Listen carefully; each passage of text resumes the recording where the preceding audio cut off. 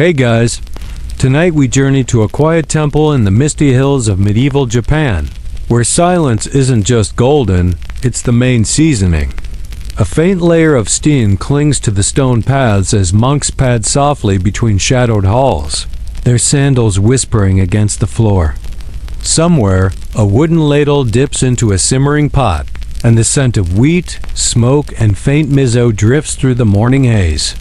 You probably won't survive this if you're hoping for action scenes. There are no sword fights, no emperors. Being dethroned, just a slow, sleepy unraveling of how noodles quietly changed the course of convenience food history. So, before you get comfortable, take a moment to like the video and subscribe, but only if you genuinely enjoy what I do here. Also, drop your location and local time in the comments. I love seeing where you're tuning in from. Now, dim the lights, maybe turn on a fan for that soft background hum, and let's ease into tonight's journey together. You arrive just before dawn, the sky still the color of barley tea. The temple sits nestled against a backdrop of pine-covered hills, its rooftops just barely visible above the rising mist. You walk slowly, half guided by instinct, half by the sound of wooden chimes swaying in the breeze. Somewhere within the temple, a bell rings soft, low, and final. Morning prayers have ended. Cooking has begun. The kitchen isn't where you expect it. It's not a grand hall, but a squat structure with soot-darkened beams and sliding screens warped by humidity. Inside, there's a warmth that feels older than the building itself. You see a monk stirring something thick and cloudy in an iron pot. He doesn't glance up. His focus is absolute. A younger monk beside him shapes dough into long, uneven strands early. Noodles, hand-pulled, laid carefully on reed mats to dry. There's no recipe book, no verbal instruction. The knowledge here is passed hand to hand, observation by repetition. If you ask too many questions, someone might hand you a radish to peel and quietly hope you figure it out from there. The morning meal is simple. A clear broth made from mountain herbs, dried mushrooms, and a base of soy and miso. Floating in it are short, slightly curled noodles, dried, reboiled, chewy, and plain. Very plain. But to the monks, it's perfect. Nourishing. Balanced. Symbolic. You sit cross-legged near the wall, watching them work. They move in near silence, save for the clink of ladles, the soft slap of dough, and the occasional muttered chant. This is cooking as meditation. Every slice, every stir, is part of a larger rhythm. One monk, older than the hearth itself, kneels beside a bowl and blows gently on it before offering it to a visitor. It's a gesture of humility, and oddly, it gives the moment a weight you didn't expect. You sip the broth. It's salty, warm, and faintly bitter, like a memory that refuses to fade.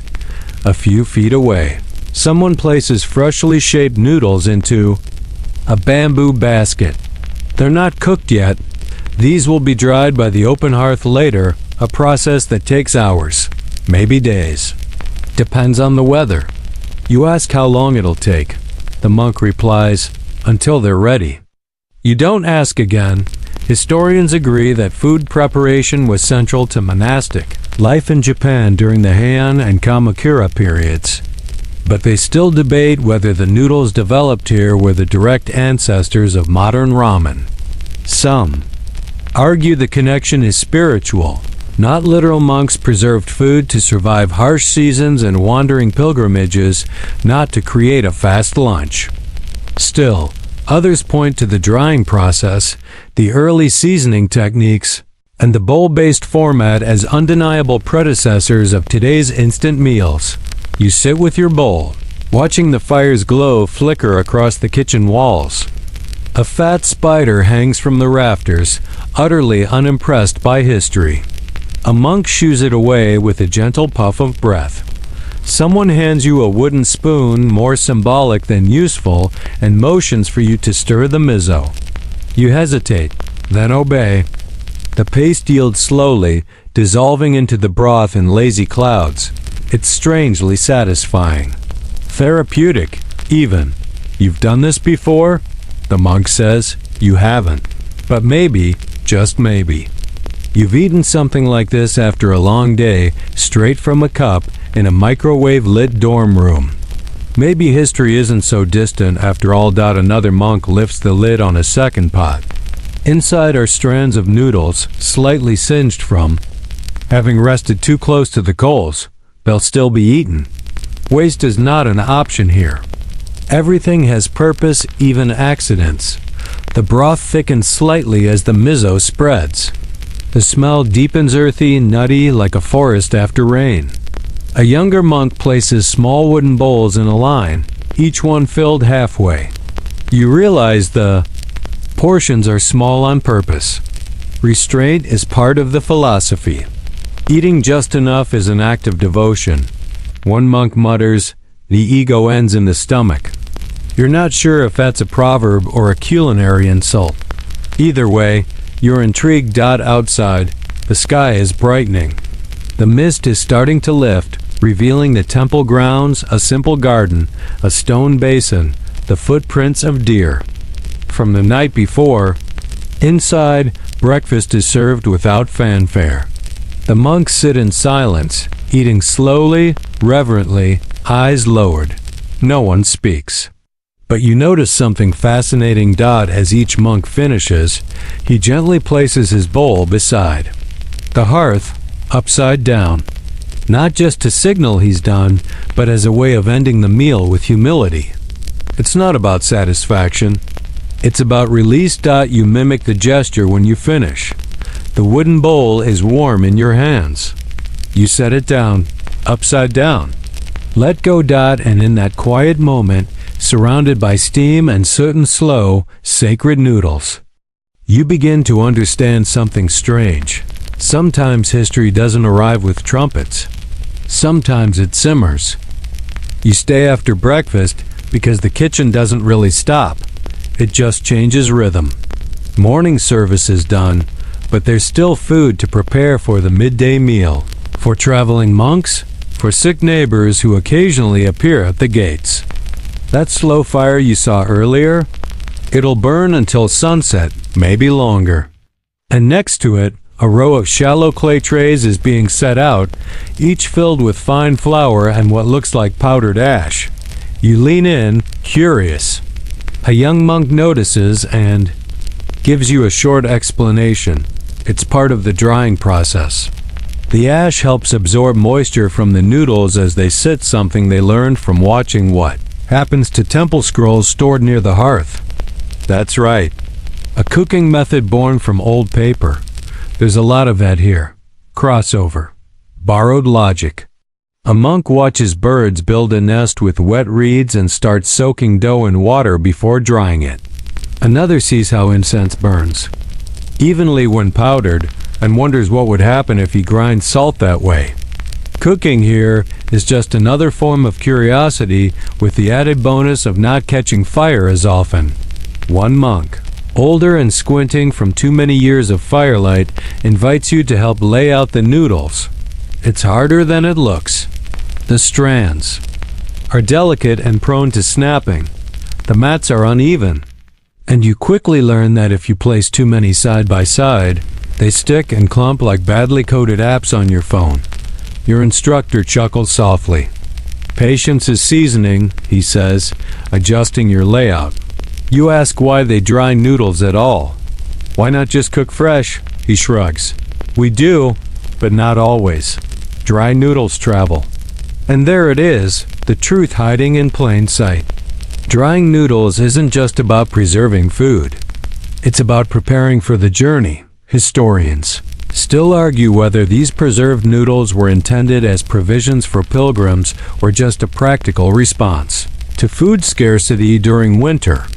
Either way, by the 12th century, monasteries in Japan had developed methods for storing wheat-based food that could be rehydrated later with hot water. Sound familiar? You glance at a stack of bamboo canisters in the corner, each filled with pale, brittle nests of noodles. Some are flecked with green dried scallions. Others have a faint orange tint, carrot or yam maybe. There's variety, even within simplicity. A monk walks by and opens one, inspecting the strands like a jeweler inspecting gems. He nods once. Ready? Then comes the test. A pot of water, freshly boiled. 1 handful of noodles dropped in. A minute passes. 2.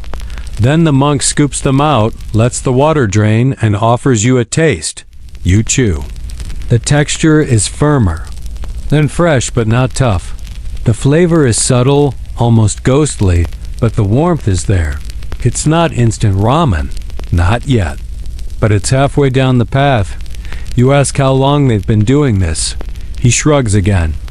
Longer than memory. But not long enough. That's the thing about monk time, it bends. Centuries are measured in seasons. Innovations in noodle technique are passed down not with blueprints, but with stories.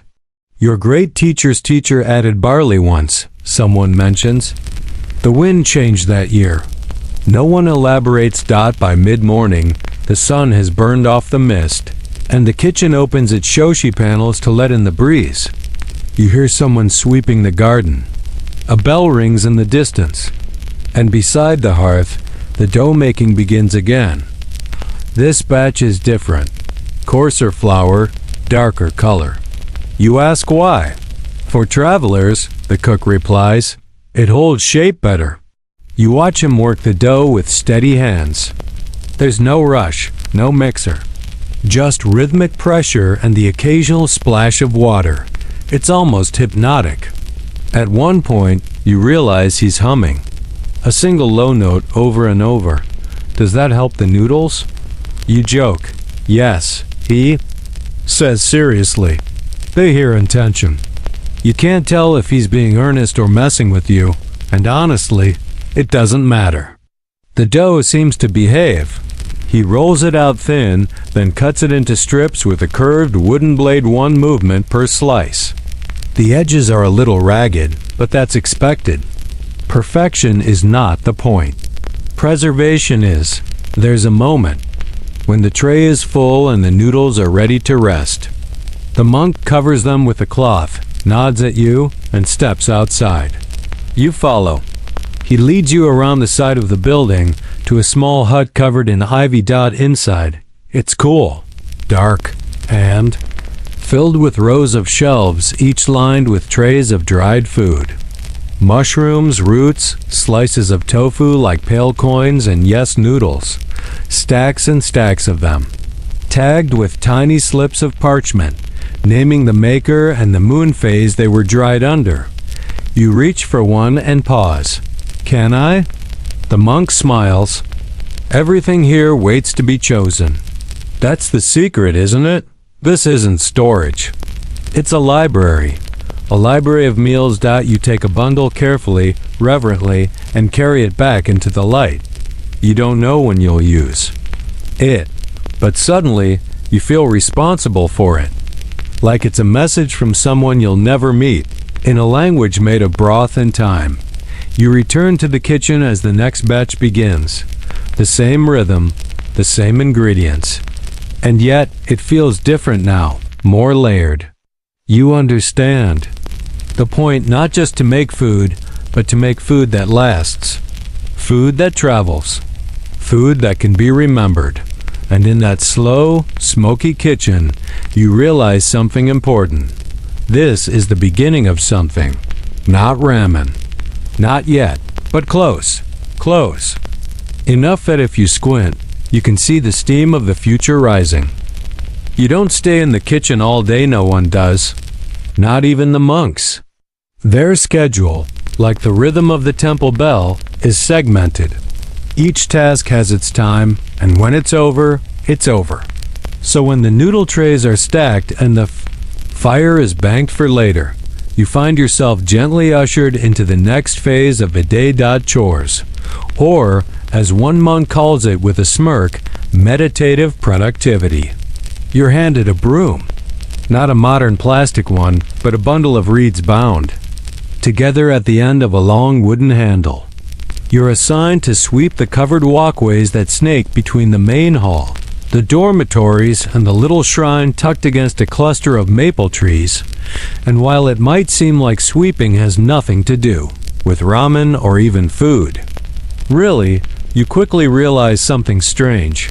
You're still thinking about noodles. Not because you're hungry, but because, as you sweep the fallen leaves and fine gravel into tidy piles, you notice the patterns, the repetition, the slow build of motion that turns chaos into clarity. It's familiar, like kneading dough, like slicing noodles. Turns out, even cleaning can be part of the recipe. A young monk passes you, carrying a small jar of pickled plums. Salt, sour, sweet, he says, grinning as if he's handing you a riddle. Balance begins in the pantry. You raise an eyebrow, but he's already gone. You finish your task and return the broom. The air is warming now, the late morning. Sunlight filtering through cedar branches and the occasional drifting petal. Somewhere nearby, water trickles, maybe a hidden stream or a bamboo fountain, rhythmically knocking against a stone basin. You follow the sound and find a pair of monks sitting cross-legged on smooth stones beside a narrow channel of water. Between them, a lacquered tray holding tiny bowls, a pot of broth, and a heap of dried noodles. This is not the temple kitchen. This is something else. You're waved over, invited to sit. And once again, you do that. The older monk pours hot broth into your bowl, followed by a single twist of noodles. The aroma is earthy kombu seaweed, maybe a hint of mushroom. You lift the bowl, sip, and then chew. The noodles are different again, softer. They practically sigh into your mouth. The broth is subtle, but layered. You taste time again. But this time, it's not storage, it's care. The monk nods at your expression. Soaked last night, he says. Rehydrated slowly. Why not fast? You ask, genuinely curious, because some things resist hurry. And suddenly, you remember a fact you read once about how early ramen in Japan was never meant to be fast. That came later, with cities and machines and corner shops lit by vending signs. Originally, it was slow. Broth brewed for hours. Noodles handmade and set aside. A ritual, not a sprint. Historians still argue whether Japanese monks developed their noodle preservation techniques from Chinese culinary traditions or if it evolved independently from local methods of drying soba and storing udon. But what's clear unmistakably is that monastic cooking emphasized intention over efficiency. Food was part of spiritual discipline. And that included noodles. You slurp. It's polite here. Encouraged, even. And something about the sound makes the older monk laugh softly, nodding in approval. They begin discussing layers. Not just in the bowl, but in the process. The dough's grain. The broth's clarity. The seasoning's echo after the bite. It's like poetry, but edible. And somehow, they make you want to pay more attention next time you open a packet of anything. Younger monk sets down his chopsticks and looks at you. Do you want to learn the broth? You nod. Of course you do. So they rise. And you follow them back to a different room smaller than the main kitchen. More like a lab, really. There are jars on every shelf. Dried fish, bark, bones, seaweed, salt stones, fermented radish. One jar simply says cloud residue and careful brushwork. And you're too afraid to ask. A stone pot is placed on a stove fueled by carefully stacked pine. Into it goes a mix of water, kombu, and slivers of mushroom. The flame is low, barely, licking the pot's underside.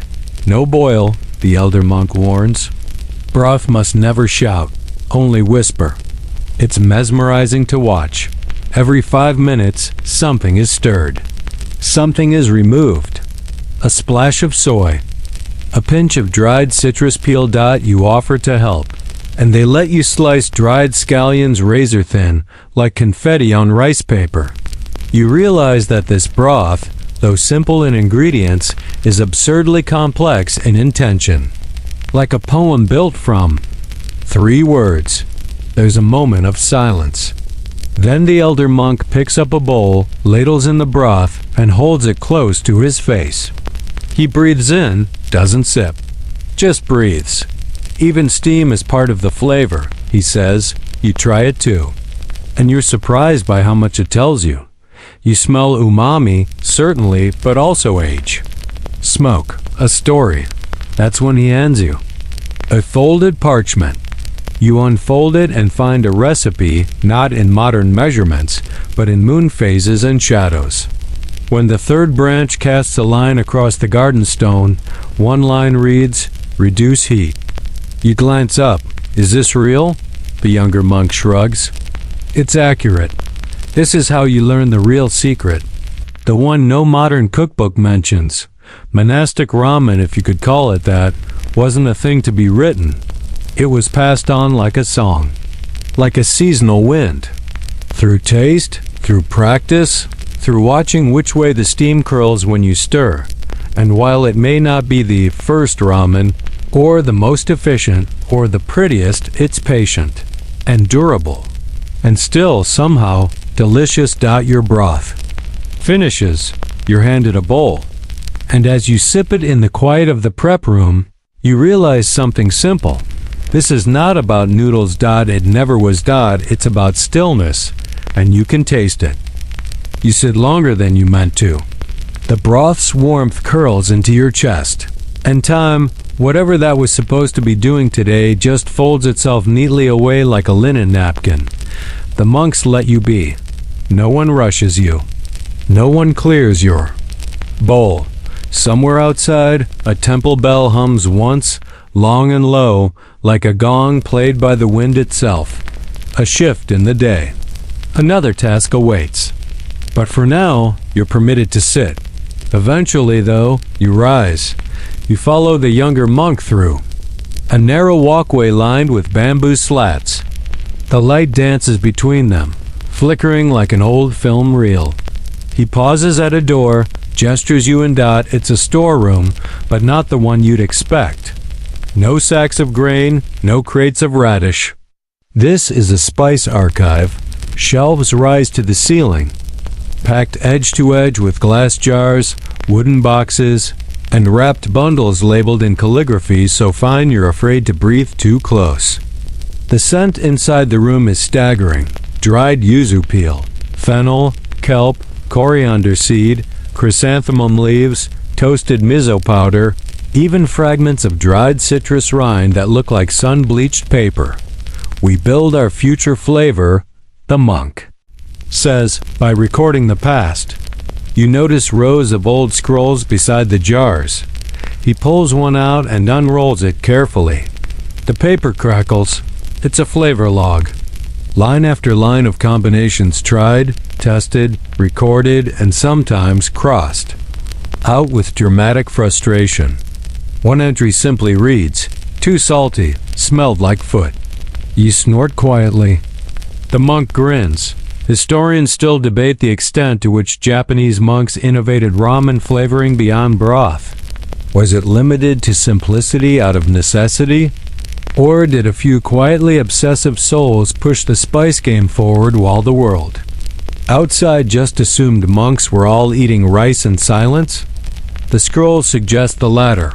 One jar is labeled skyflower ash. The monk doesn't explain it, and you don't ask. Some mysteries taste better unexplained. You watch him prepare a mixture in a small lacquered bowl. Ground sesame, dried plum, dust, powdered kombu, a pinch of something golden. He grinds it with a pestle, circular, rhythmic. You take a turn, and the scent blossoms upward, sharp and savory all at once. This is Furikok's great-great-grand-grandfather, you realize. A kind of proto-topping crushed and applied over broth or rice or even plain water when nothing else remained. Cheap, yes, but layered, poetic, like adding punctuation to a sentence. Already spoken. He hands you a tiny spoonful to taste. Boom. Your tongue lights up like it heard a secret. Sour, savory, bitter, salty, and somewhere behind all that, the tiniest wink of sweetness. There's always a fifth guest at the table, the monk says cryptically. You assume he means umami, but maybe he just enjoys being mysterious. A bell rings again. This one sharper. Time to pack, the monk says, suddenly lively. The carts leave at noon. You blink. Carts? He grins. We go into town today. It's your first real surprise since arriving. You've come to think of this place as floating in its own dimension, like one of those old Zen ink paintings where the mountains seem too still to ever move. But the monks have errands too. Supplies to barter for, textiles to mend, noodles to trade, and you lucky you get to tag along. You help load a low wooden cart with 2 bundles of dried noodle sheets, wrapped in oil paper and stamped with a red ink seal. They smell faintly of wheat and smoke. A few jars of powdered broth base are added, as well as scrolls tucked carefully between rice straw cushions. There are no horses, just monks pulling the cart by rope. You offer to help. They let you. The path down the mountain is quiet at first. Gravel gives way to beaten earth. The sun is high now, casting short shadows. Every so often, a passing pine leans in like it wants to hear your thoughts. Birds trill somewhere overhead, sounding judgmental. Or maybe just curious. The cart bumps along, and the monk beside you points to a side trail. That leads to the salt collector's house, he says. She taught us the 3-bowl simmer. You file that away. It sounds important. As the path widens, you hear voices faint but rising. Laughter, haggling, a distant clang of metal on stone. The town is near. And then you see it. Wooden roofs stacked unevenly like scattered shingles. Market banners fluttering in reds and ochres. And people, so many people. Children chasing a wheel. An old man trying to sell hot bean cakes. A woman loudly declaring that her miso paste won't make your house smell like a thunderstorm. The monks glide into it all like they've never been gone. And in the middle of it all, a ramen stall. Or, well, the ghost of one. It's a wooden cart. With a thin curtain, a painted sign of noodles coiled like a dragon, and a single burner where broth simmers in a wide iron pot. The man behind it sees the monks and grins like it's festival day. You're late, he says. The monks bow in unison. He begins scooping bowls before you even sit. The broth is different again, stronger, fishier, more aggressive. The noodles, though, they're familiar. Your noodles. The ones you helped slice. You eat in stunned silence. The flavor's been transformed by the broth, sharpened into something assertive but still comfortingly warm. The stall holder notices your awe and leans in. I added scallion oil, he whispers, and 2 drops of plum vinegar. You nod. You don't know what else to say. The townspeople pass by. Some glance curiously at your bowl. A few buy one for themselves. One little girl says, "It smells like hugs." You think that's perfect. Historians still argue over who truly brought noodles down from the temples into the streets. But here, you see it happening. The fusion. The trade. The quiet partnership between those who meditate in silence and those who live in the clamor of the crowd. You help serve the next few bowls, take payment in coins or turnips or gossip. One man swears he once met a noodle so long it wrapped around a tree. Another claims broth dreams are prophetic. You believe both. You linger at the ramen cart until the sun starts angling downward, casting the rooftops in long diagonal shadows. The cart's broth runs low, its pot revealing more burnished metal than liquid, and the pace of the market slows just a notch. The once clamorous streets ease into that twilight hum, half reflection, half digestion. The stall holder, wiping the ladle on a frayed cloth, gives a satisfied grunt. 26 bowls, he says. 3 trades, 1 poem, and a fortune teller, who paid in riddles. The monks nod solemnly, as if this is all perfectly normal. And it is. Here, you help pack up what remains, 3 unused bundles of noodles, a jar of pickled mustard greens, and a battered copper bell used for summoning customers who've wandered too far into distraction. Everything goes back onto the monk's cart, which somehow looks emptier and heavier at the same time. Maybe it's the residual scent of broth. On the way back up the hill, there's no talking. Not because anyone's tired, though your legs do complain, but because there's a kind of reverence settling over the group.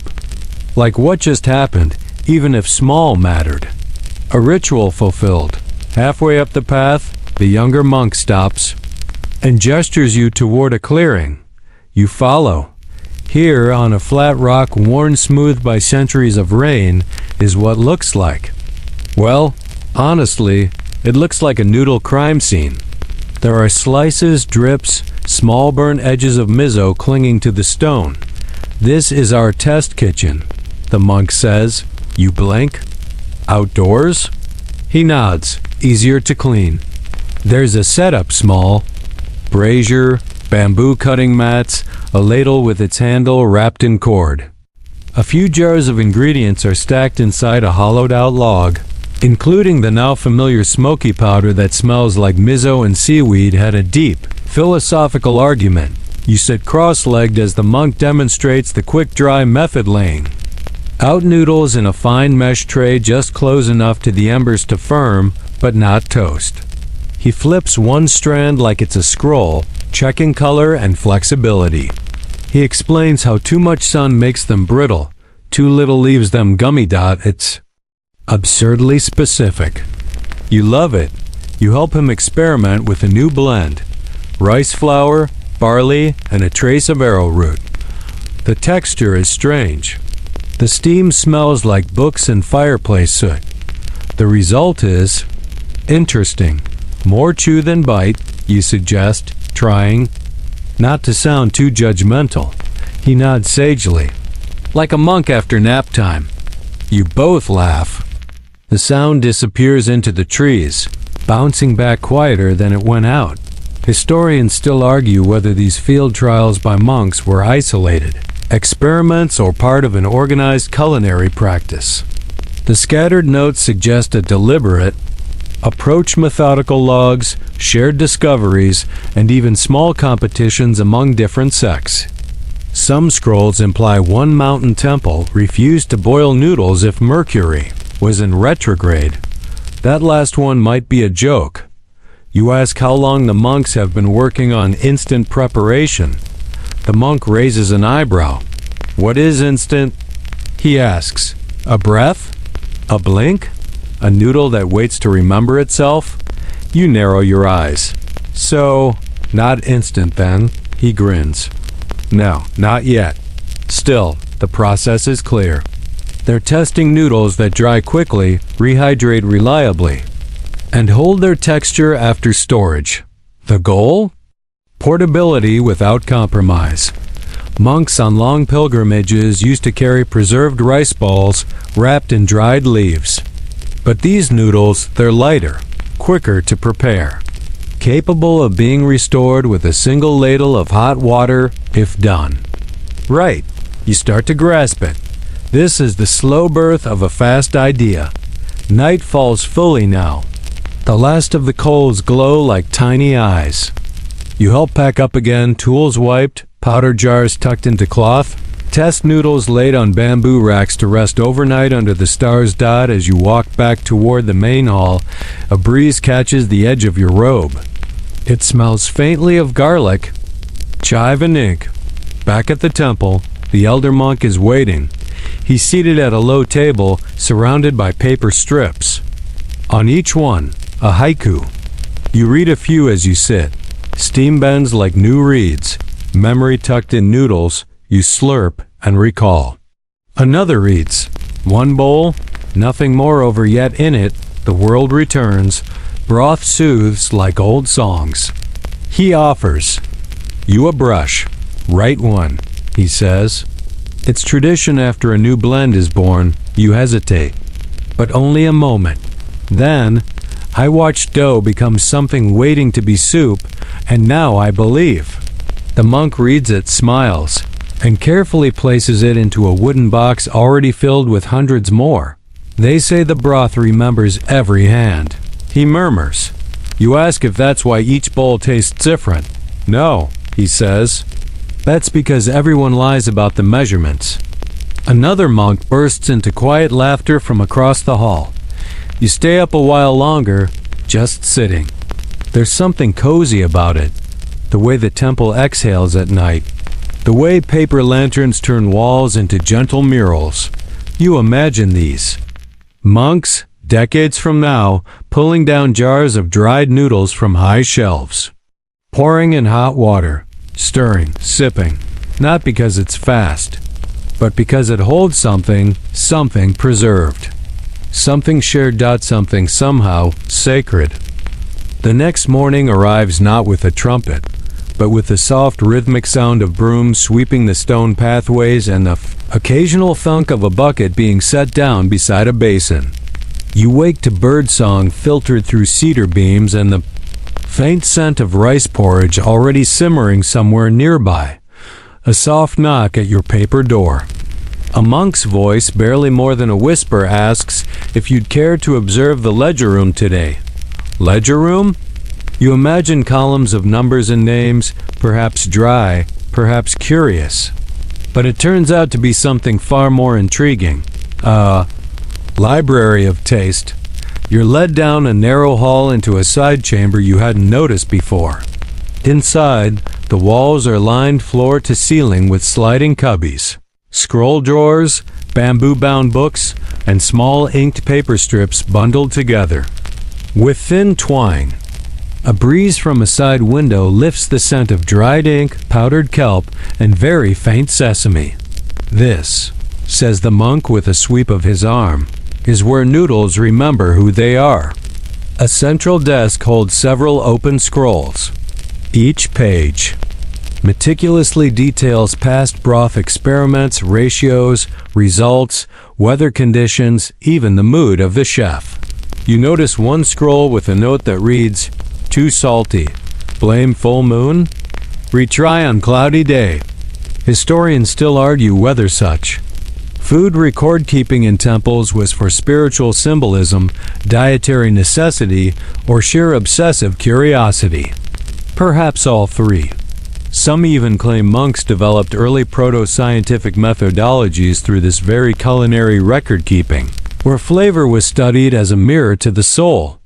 You run your fingers across a strip of rice paper inked with faint brown strokes. It lists 3 broth tests. Kombu plus soy mash equals umami shock, dried mushroom plus chestnut peel equals gentle memory, charred miso scrap plus barley water equals complex, stubborn, might be haunted. You chuckle. The monk beside you raises an eyebrow. That one made 3 novices cry. He says, You begin helping to file some of the newer entries notes from yesterday's street service. Your test blend with the smoky powder, a fresh miso variant that turns slightly blue when cooled. There's a sense of reverence in the act. Not just keeping records, but preserving identity. These aren't just noodles, they're memory. Each entry, no matter how odd or failed, adds to the collective legacy. It's like food anthropology through repetition and quiet persistence. 1. Shelf holds fragments of ingredients preserved in tiny glass jars. Slivers of dried scallion, sun-cured radish skin, even a wax-sealed clump labeled Last of the Old Spring Water, Mountain West Basin. You ask if they plan to test that water. Again, the monk smiles wistfully. We've never quite matched the noodles from that batch. So we wait. Maybe someday, the spring returns. He pulls out a thin scroll marked with red thread. This one, he says, records our first attempt at boilless ramen. Your eyes widen.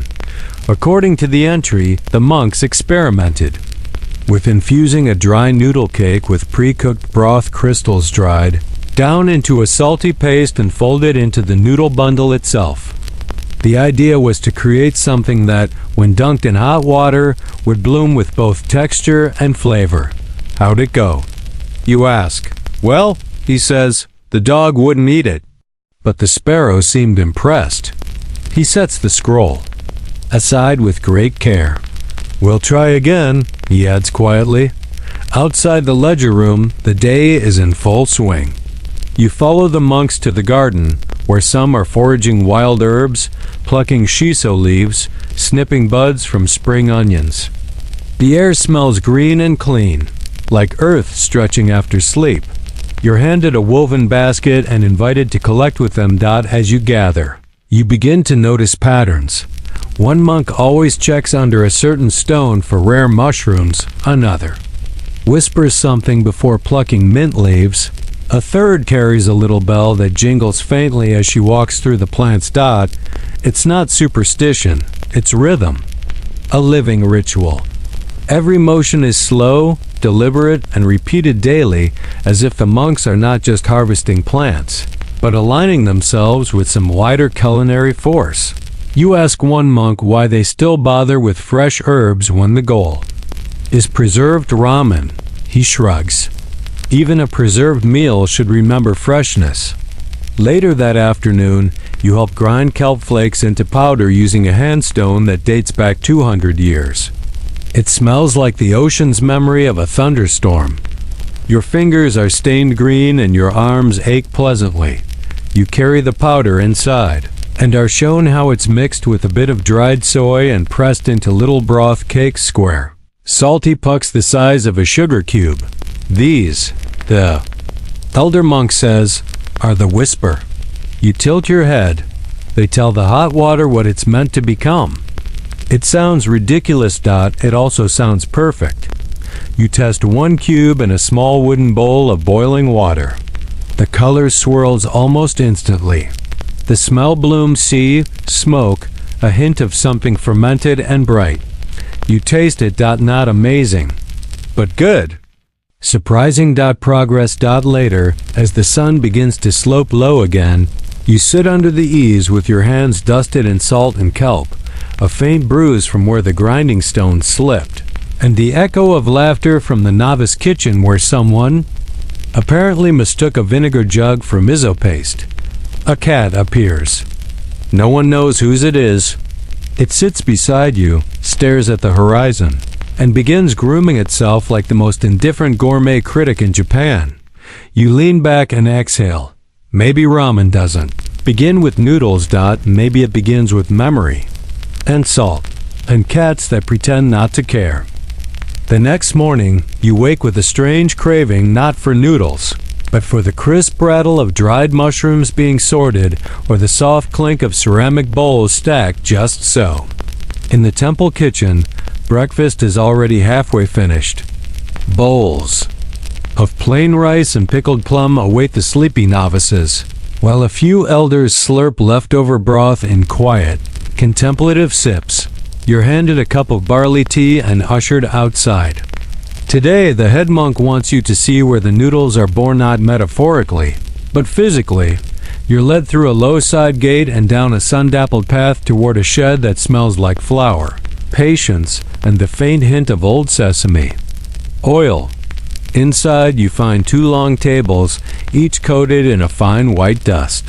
4 monks are bent over wide wooden boards, sleeves rolled, backs curved, working dough. Their movements are meditative. Knead, turn, press.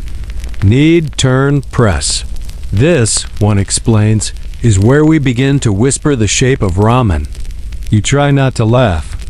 But then you see it, the way each monk's hands move in near perfect sync, the gentle sway of their bodies like reeds in a current. The dough itself seems to resist and yield in rhythm, as though it knows the song. The flour they're using is a blend, part local barley, part wheat, and a pinch of something yellowish and fine egg powder. A luxury saved from temple hens, and dried in the cool shadows of the east wall. Historians still argue whether early Japanese monks incorporated eggs into their dough, or whether this was a later, post-Song Dynasty addition. What's clear is that this dough, whatever its precise recipe, has structure. It springs back, it holds a stretch, and when it's rolled thin and sliced, the noodles hold their shape with a confident little bounce. You're shown how to roll. A log of rested dough into a sheet, then dust it lightly and fold it like a letter before slicing. Even slices, your teacher says, bring even thoughts. You try your hand. Your first batch is uneven, ragged, really. Some thick as rope, others thin as thread. The monk beside you raises an eyebrow, then offers a grin. We'll call these interpretive noodles. The cut noodles are gently lifted and laid onto woven mats, then set in the drying room. This chamber is dim, cool, and lined with racks like a silent archive of edible scrolls. Some noodles are just hours old soft and pliant. Others have been drying for days, stiffening slowly into tidy arcs. You ask how long they need to dry. The monk shrugs. Until they remember their shape.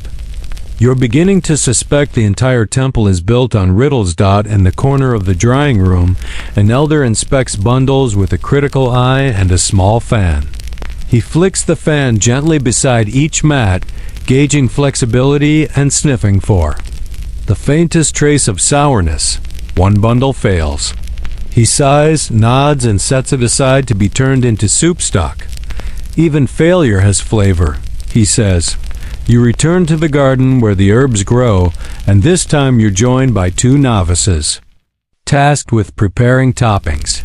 One is slicing shiitake mushrooms with the precision of a jeweler. The other is washing slivers of bamboo shoot in ice water. The topic of the day, the elusive perfect topping. One novice argues for soy-marinated egg halves with golden yolks. The other insists nothing beats pickled mustard leaves and sesame paste. You mention your fondness for roasted garlic chips. They look at you like you've proposed topping ramen with socks. Too modern. One says, too crunchy, says the other. They both nod, as if this concludes the debate. But the truth is, the toppings at the temple vary with the season and the mood. Some days it's radish slivers and ginger. Other days, toasted rice and a dab of umeboshi. The point, you realize, isn't just taste. It's harmony. At lunch, you're served your own interpretive noodles boiled by a very kind monk who swears under her breath when they stick together. The broth is your test batch from 2 days ago, now filtered and clarified. You take your first bite. It's okay. Not great. Not awful. There's a lingering aftertaste of seaweed and smoke. The noodles are chewy in places, soggy in others. The scallions try their best to redeem it. You look up sheepishly. The head monk smiles. You remembered to stir this time. That's progress. After lunch, you're invited to observe the crunch trials, a light-hearted temple tradition in which the monks test how well-dried noodles survive travel. You watch as several bundles are wrapped in rice paper, tucked in satchels, dropped from various heights, or sat on by unsuspecting novices. A particularly loud crack echoes across the courtyard. Too brittle, one monk mutters. More salt next time. The best surviving bundle is awarded a red string and stored with quiet reverence in a wooden box marked resilient. You begin to understand just how difficult instant ramen really is. It's not just noodles and water. It's memory, durability, alchemy. A noodle has to bend, not break. It must hold flavor like a secret and release it at the right moment. You help rehydrate one of the test bundles later in the day, and for the first time, the noodles don't dissolve. They spring back. They remember. The broth, too, holds together. Your kelp soy blend isn't a revelation, but it's warm and layered. A spoonful clings to the tongue, and for a fleeting moment, You taste something familiar like a rainy afternoon or the sound of pages turning slowly. You close your eyes. Begin to wonder what memory tastes like. The sun dips lower behind the pine trees and the kitchen lanterns flicker to life. Evening in the temple carries a different rhythm, slower, softer, scented with warm barley and pine smoke. You've been invited to help with the night shift, which mostly means standing in the corner and trying not to mess anything up. One of the senior monks motions you over. He's seated in front of a curious contraption, a large stone basin fitted with a grinding wheel, beside a woven tray of dried mushrooms and root vegetables. We preserve flavor, he says, because flavor forgets faster than memory. Sprinkles in dried shiitake, daikon, and something that looks suspiciously like shredded kelp, then begins grinding in slow, rhythmic circles. You ask what he's making. Umami dust, he says with a straight face. You try not to laugh, but the term sticks. Powdered mushroom and root, saved and stored for broth on days when nothing fresh can be found. The temple pantry is a museum of dried intent. Slivers of ginger like curled parchment, hand-shaved bonito curls packed in tiny clay jars, garlic paste aged until it smells faintly like thunder. Historians still debate the extent to which preservation methods influenced early ramen development. Some claim that without the necessity of long-lasting ingredients, monks would never have refined broth building into the art it became. Others argue that preserved ingredients were a fallback, not a foundation. But here in the cool pantry, where everything is labeled in quiet ink and hung like delicate scrolls, the line between fallback and foundation feels blurry. The head monk steps in to check your progress. He sniffs the broth powder, raises an eyebrow, then tosses in a pinch of roasted barley husks for character. You're not sure if he means flavor or personality, but it somehow helps. Later, you find yourself helping slice nori seaweed sheets dried into squares so thin they flutter like moth wings.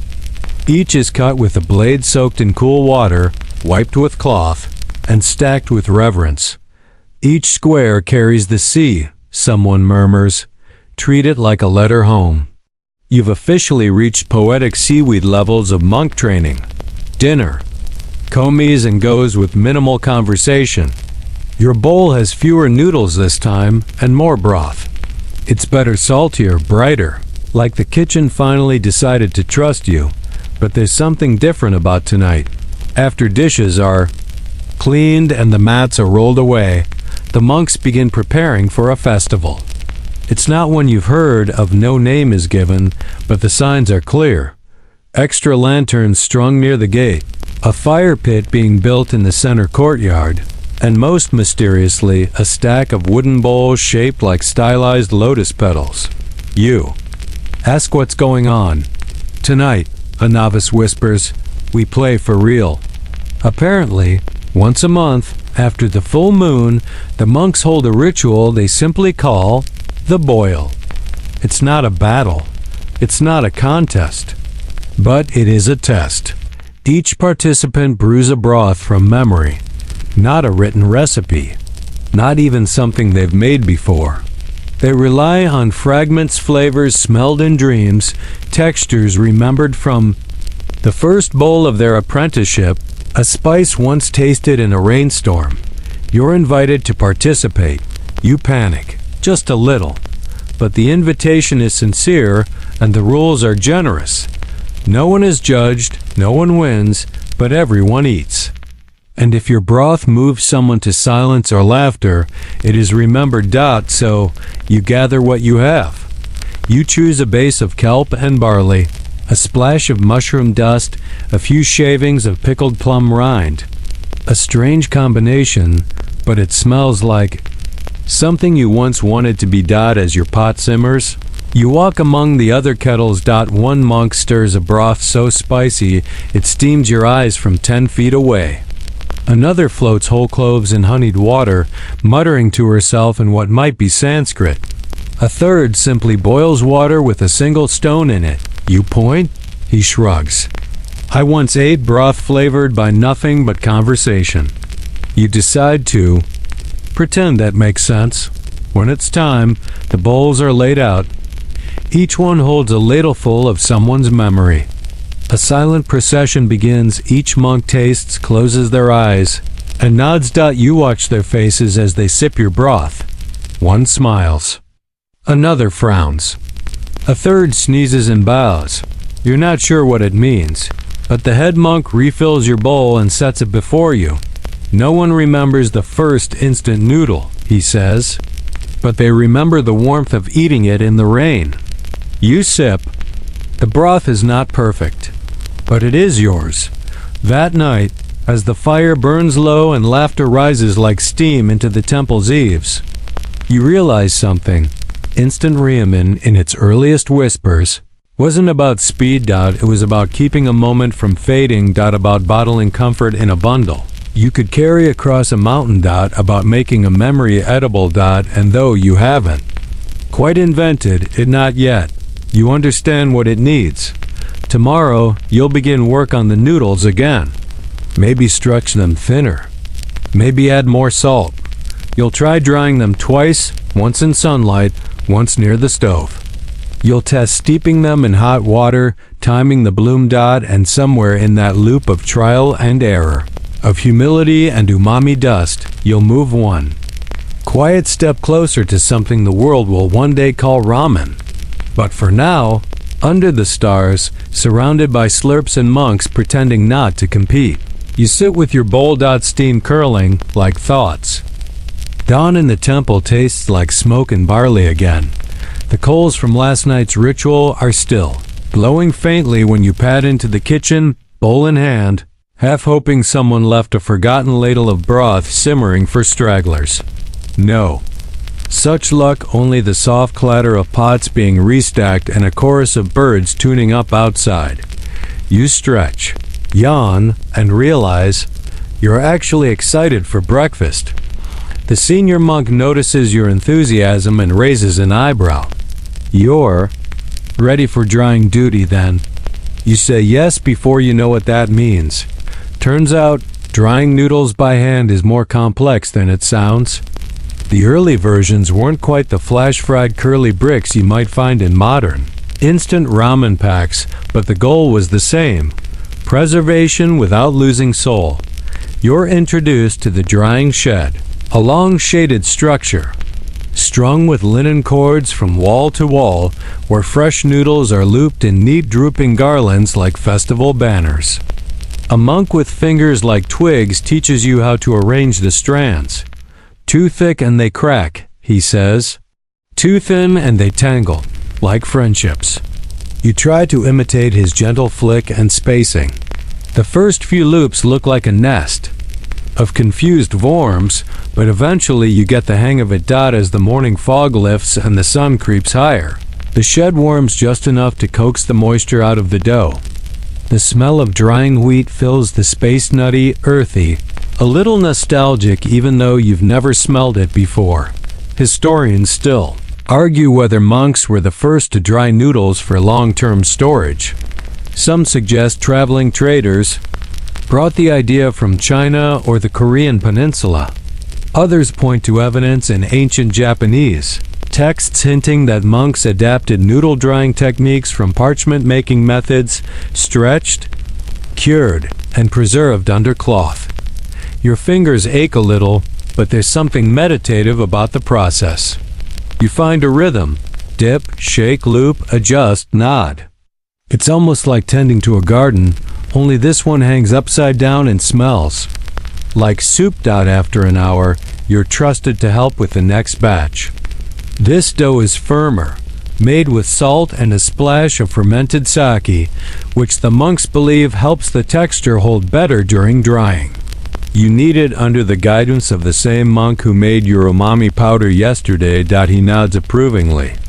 When you fold the dough just right, good, he says. Now try to forget everything. You blink. What? He chuckles.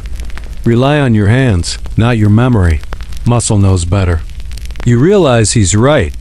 Your next folds are smoother, more confident. You stop checking every motion. You let the dough lead. It's the first time in this whole journey that you feel like part of something, less of a guest, more of an ingredient in the temple's quiet stew of routine and innovation. As the noodles dry, you're invited to help. Test rehydration. In a corner of the shed, a young monk has set up a kettle and 3 clay bowls. Inside each are different batches of dried noodles, one salted, one unsalted, and one spiked with something pink and suspiciously floral. It's plum blossom extract, he offers, for color. Might taste terrible, you laugh. He pours hot water over each batch and waits 3 minutes. That's the magic window. The noodles begin to soften, unwind slightly, take on that familiar glisten that makes every ramen photo irresistible. You try the salted batch first. Good texture, a little too stiff. The unsalted one, a bit gummy. Then the plum blossom one, surprisingly fragrant, a little sour, but oddly soothing. Not perfect, but memorable. You scribble notes on a piece of rice paper handed to you. Hydration. Time, texture grade, chew rating. You're told these notes will go into the temple's culinary scroll, an actual scroll, bound with linen and annotated with brushwork so delicate it feels sacrilegious to smudge. Later, the monks gather to discuss potential improvements. We need a broth that hides flaws, one says. Something bold. We need noodles that forgive a novice, says another. Something patient. We need a better name, mutters a third. Names fly across the room like sparrows. Fast broth, mountain rope, monk string, sky wheat, and your favorite, simmered whispers. But nothing sticks. Not yet. They aren't in a hurry. After all, invention in this place isn't loud. It's a soft process, one that simmers and soaks, that waits for the broth to speak back. You volunteer to test the next rehydration cycle. This time, the noodles are laid flatter before drying, pressed between cedar boards for shape. More fold, less fray, someone suggests. You nod solemnly, as if you've always known what that means. During your break, you sit by the fish pond and eat a bowl of broth with softened barley noodles. It's nothing fancy, no toppings, just steam and simplicity. But it's warmed out and your fingers smell like wheat and cedar and hope. You begin to understand why monks chased this idea so fiercely. Instant ramen, in its truest form, isn't about convenience. It's about continuity, about the miracle of turning something soft and fleeting into something you can carry, a meal that waits for you, a memory that unfolds in hot water. And as the feeding into something you can carry, a meal that waits for you, a memory that unfolds in hot water. And as the feeding into something you can carry, a memory that unfolds in hot water. And as the fifu, a memory that unfolds in hot water. And as the May sun warms the temple roof and the noodles stretch like golden garlands in the shed, you feel yourself quietly, gently becoming part of the recipe. Afternoon finds you in the storage house, sorting bundles of dried noodles with labels, written in calligraphy so elegant it feels like each stroke was whispered into being. Some scrolls bear dates, some names, some strange notations that may or may not be secret noodle ciphers. One, amusingly, just reads, "Don't eat unless desperate." A monk beside you is humming while arranging jars of preserved vegetables, lotus root and vinegar, fermented bamboo shoots, even slivers of radish, dyed pink with plum brine. You ask what they're for. "Emergency toppings," he says, nodding sagely, "for when even broth isn't enough." He points to a small clay oven still warm from earlier use. Inside rests a sealed pot. "Try this," he says, handing you a bowl. You lift the lid. Steam curls up like a genie exhaling.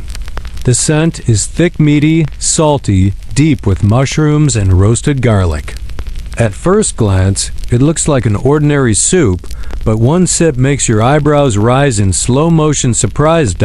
It's the broth they've been working toward for weeks. Rich, soothing, full of umami, but surprisingly clear. No heavy oil, no overpowering ingredients. It's clean, you whisper. The monk grins. Exactly. A broth that listens more than it speaks.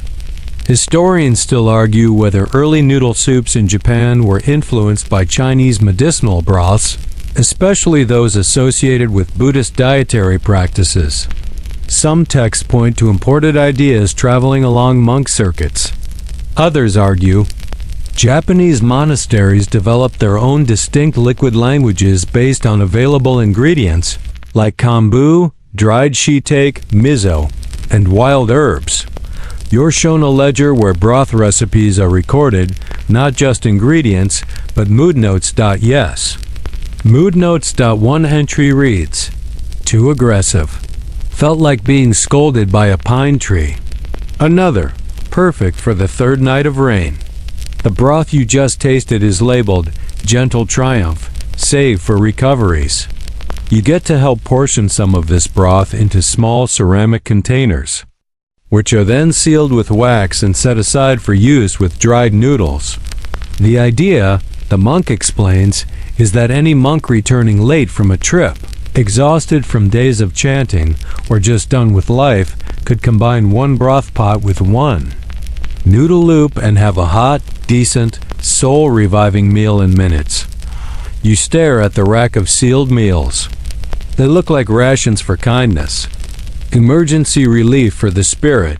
That evening, you're asked to join a small group in the meditation hall, not for chanting this time, but for a different kind of practice. Memory cooking, the elder says. You assume this is a poetic metaphor. It is not. Each monk must close their eyes and attempt to recreate a meal from memory. Not by cooking, but by describing it aloud. Taste, texture, scent, even emotional impact. One monk describes a barley porridge with roasted chestnuts that reminds him of his grandmother. Another conjures a clear soup eaten in winter with shavings of daikon so thin they trembled on the spoon. Your turn comes. You describe the broth from earlier. Its soft umami, the warmth that seemed to wrap around your shoulders, the way it made your tired thoughts slow down and sit quietly. The elder listens, then says, "Good. Now remember how it made you feel." And that's your base stock, apparently. In this temple, memory is as important an ingredient as miso. Later, you're shown a collection of handwritten instant recipes. These are scrolls meant for monks who travel or are assigned to distant shrines. They're specific and concise, like little haiku of nourishment. Add hot water. Whisper blessings thrice. Wait. Drink slowly. Boil for 10 breaths. Add pickled plum. Think of home. Mix with sorrow. Let it simmer. Serve with sunrise. One monk is preparing to leave the next day for a mountaintop shrine. He's packing several scrolls, a pouch of noodles, and a single bottle of that Gentle Triumph broth. He tucks them into a cloth bundle like precious artifacts. You can't bring the temple, he says, but you can bring the taste of being understood. It's hard to argue with that. You help him tighten the bundle. He hands you a leftover noodle curl that didn't make the cut too short. Too dry. Snack or souvenir, he says. You eat it. It's crunchy, bland. Strangely comforting. Like a whisper of dinner. As night falls again, the kitchen glows. The drying shed creaks softly in the breeze. And you start to understand why they've never rushed to name this invention. Never tried to brand it or shout its origins from the mountaintops, because it's not just noodles. It's an idea, a form of edible reassurance, a compact comfort for when the world is too loud or too late or too long. You glance at the sealed pots, the scrolls of memory meals, the quiet rhythm of the monks still folding, still experimenting, and you think, maybe the most revolutionary meals. In history didn't need fame or fire or fusion. They just needed to be there. Waiting. Warm. A promise in a bowl. You wake early the next morning before even the temple's birds have agreed on whether it's light enough to start chirping. The sky is just beginning to bloom into lavender gray, and your breath hangs in the air like a barely visible thought. One of the junior monks waves you over as you stretch. "Walk with me," he says. You nod, still groggy, and trail him through a side gate into the hills behind the temple. "We're going to find the quietest ingredient," he explains, grinning at your raised eyebrow. This turns out not to be a metaphor either. What he means is miyoga, Japanese ginger buds, delicate, aromatic, and near impossible to spot unless you know how to let your gaze go soft and listen more than look. You find yourselves crawling through low bamboo groves, brushing dew off your sleeves, searching the base of shaded stalks. After half an hour of near silence, the monk squats and gently pinches a bulb from the earth. "This," he says, holding it like it's a ruby, "tastes like secrets." You smell it, fresh, herbal, like if lemongrass had taken a poetry class. As you harvest more, he explains how monks use subtle ingredients like miyoga, not just for flavor, but for symbolism. Its taste was tied to transience, to the idea of impermanence. The soft bite reminded you that everything passes: bad moods, long winters, even the stubborn soreness of sitting too long in meditation. The ginger buds, once cleaned and shaved, paper thin, will be used as a garnish in some of the broth bowls. Only for those who need a reminder, he says. You carry a pouch of it back, a little smug now that you've found the temple's quietest ingredient. By breakfast, the monks are already simmering more broth, this time with charred green onions and wild yuzu peel. Someone drops in a few dried sardines and is immediately swatted with a fan. Too loud. The cook scolds. You help arrange the herb baskets, and the monk who scolded the sardine offender points at a tiny dish with 3 floating miyoga slices. For a traveling monk, she explains, one who keeps forgetting he's allowed to rest. She doesn't say anything else. She doesn't have to. Historians still debate whether ingredients like miyoga or quinome, young sancho leaves, were added for flavor or function or for spiritual resonance. Some argue these additions reflect a form of shejin ryori, devotional cuisine, meant to cleanse the mind while feeding the body. Others suggest the monks were simply experimenting with what grew best in monastery gardens and sounded cool in.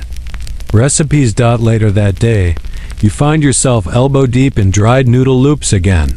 Only this time you're testing them for crack.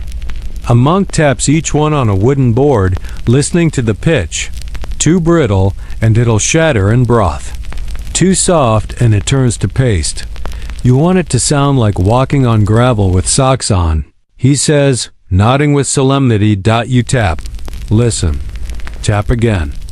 Eventually, you start hearing the difference. It's subtle, but there. Like judging the mood of a tree by the rustle of its leaves. The monks test everything. How long it takes each curl to rehydrate. Whether a pinch of sea salt or a hint of kombu improves consistency. Whether storage jars with cork stoppers affect taste after 1 week to a month. One monk even tries rehydrating noodles with cold water. It's awful. He documents it anyway. There are no bad results, he says, sipping the limp mess with a grimace. Only disappointing lessons. There's a scroll labeled Emergency Noodle Scenarios that's updated weekly. It includes things like lost fire source, use heated stone, rain-soaked entire kit, improvised tea from moss, drop noodles in creek. Result, surprisingly good, slightly fishy. You suggest a new entry, cold water rehydration, morally questionable. They laugh and ink it in. That afternoon, a messenger arrives from a neighboring temple. He's young, dusty, and grinning. "We heard you've made food that waits," he says, holding up an empty bowl like a trophy. The head monk welcomes him, hands him a sealed noodle and broth combo, and points toward a small pavilion where he can rest. He eats with closed eyes, chewing like he's listening to a song only he can hear. Afterward, he wipes the bowl, folds the napkin carefully, and bows. "We'd like to learn," he says.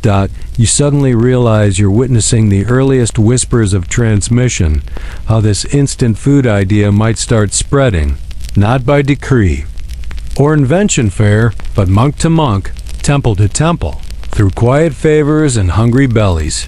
You help prepare a small kit: 3 noodle curls, 2 broth tablets, 1 scroll of humorous serving suggestions. A second pouch is added by the elder monk: pickled burdock root and 1 square of dried tofu, embossed with a lotus pattern.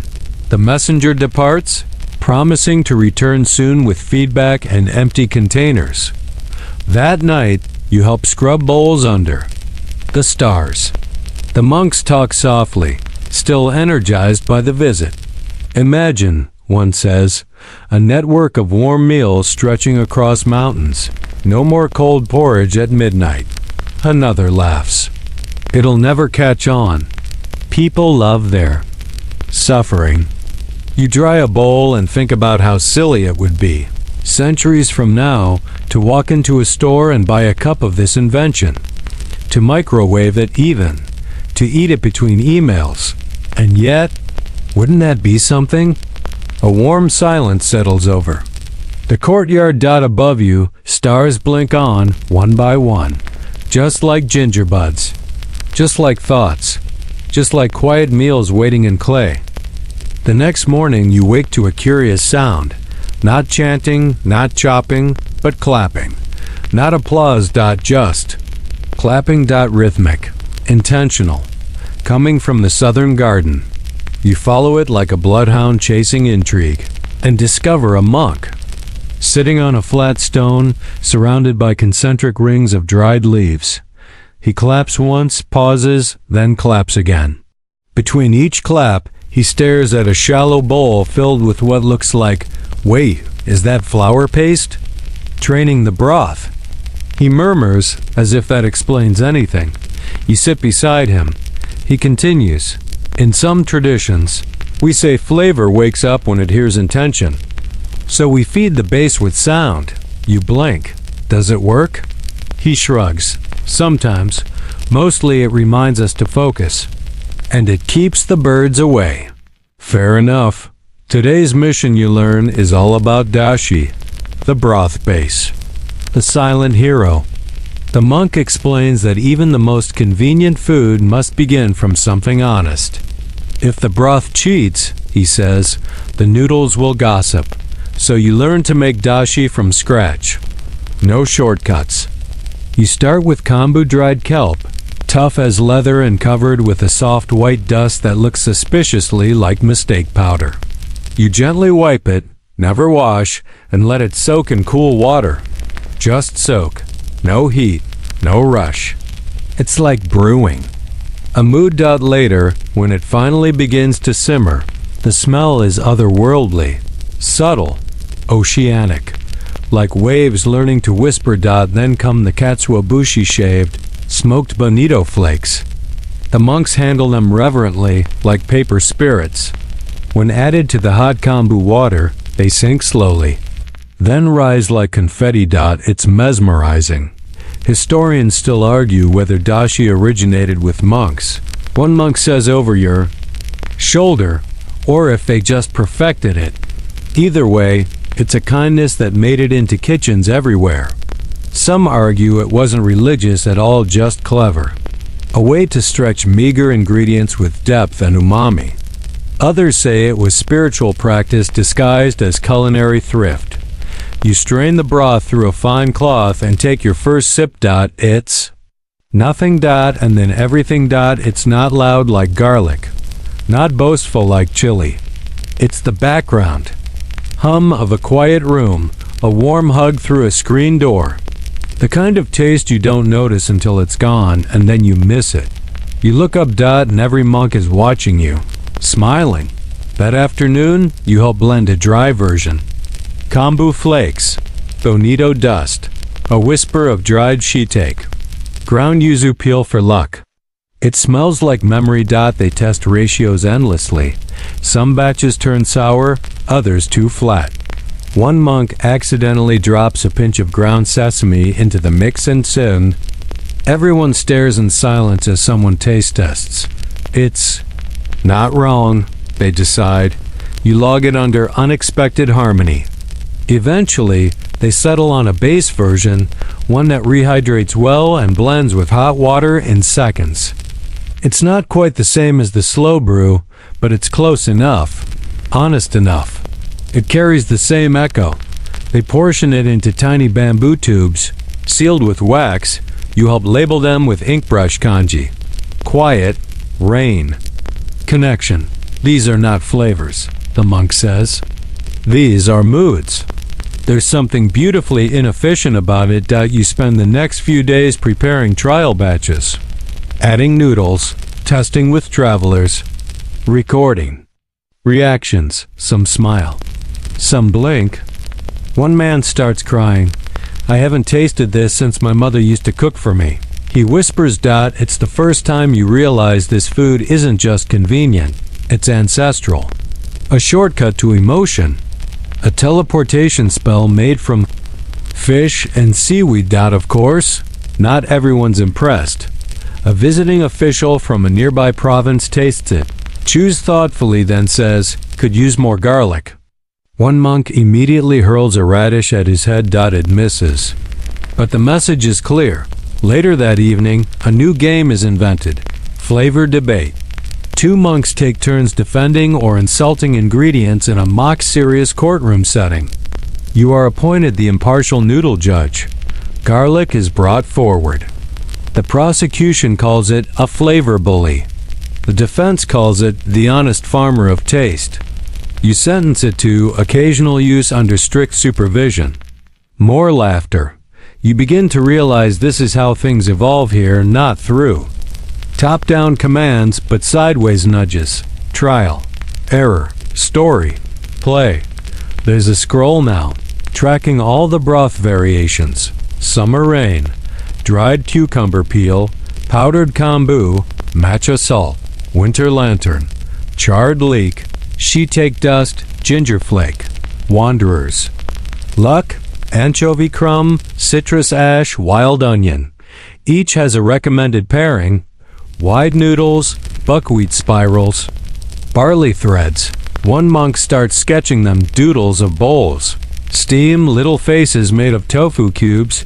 He calls it instant menu poetry. And just like that, the practical becomes whimsical again. As you fall asleep that night, a distant bell rings from the main gate. A new group of travelers has arrived, tired, dusted, hopeful. And in the kitchen, the broth begins to heat again, because no matter the season, no matter the story, one truth remains: someone's always hungry. The next morning starts with snow. Soft, unexpected, barely more than frost at first, but enough to hush the temple grounds in a quiet blanket of white. You step outside and your boots crunch gently through it, the chill climbing up your ankles, like a friendly ghost. Perfect soup weather, a monk says, passing by with a grin and a wicker basket full of root vegetables. His cheeks are red from the cold, his sleeves dusted with flour. Perfect instant soup weather, I mean. Today is a test. Not in the formal sense, no pop quizzes or scrolls, but something far more important. The traveling monks, the older scribes, and the occasional hermit who only appears when something truly exciting is cooking, have all gathered in the main hall. They're here to taste the results. Your group lays out small ceramic bowls, hand-formed and slightly lopsided. No, one uses identical dishes, because uniformity is for bureaucracy, not flavor.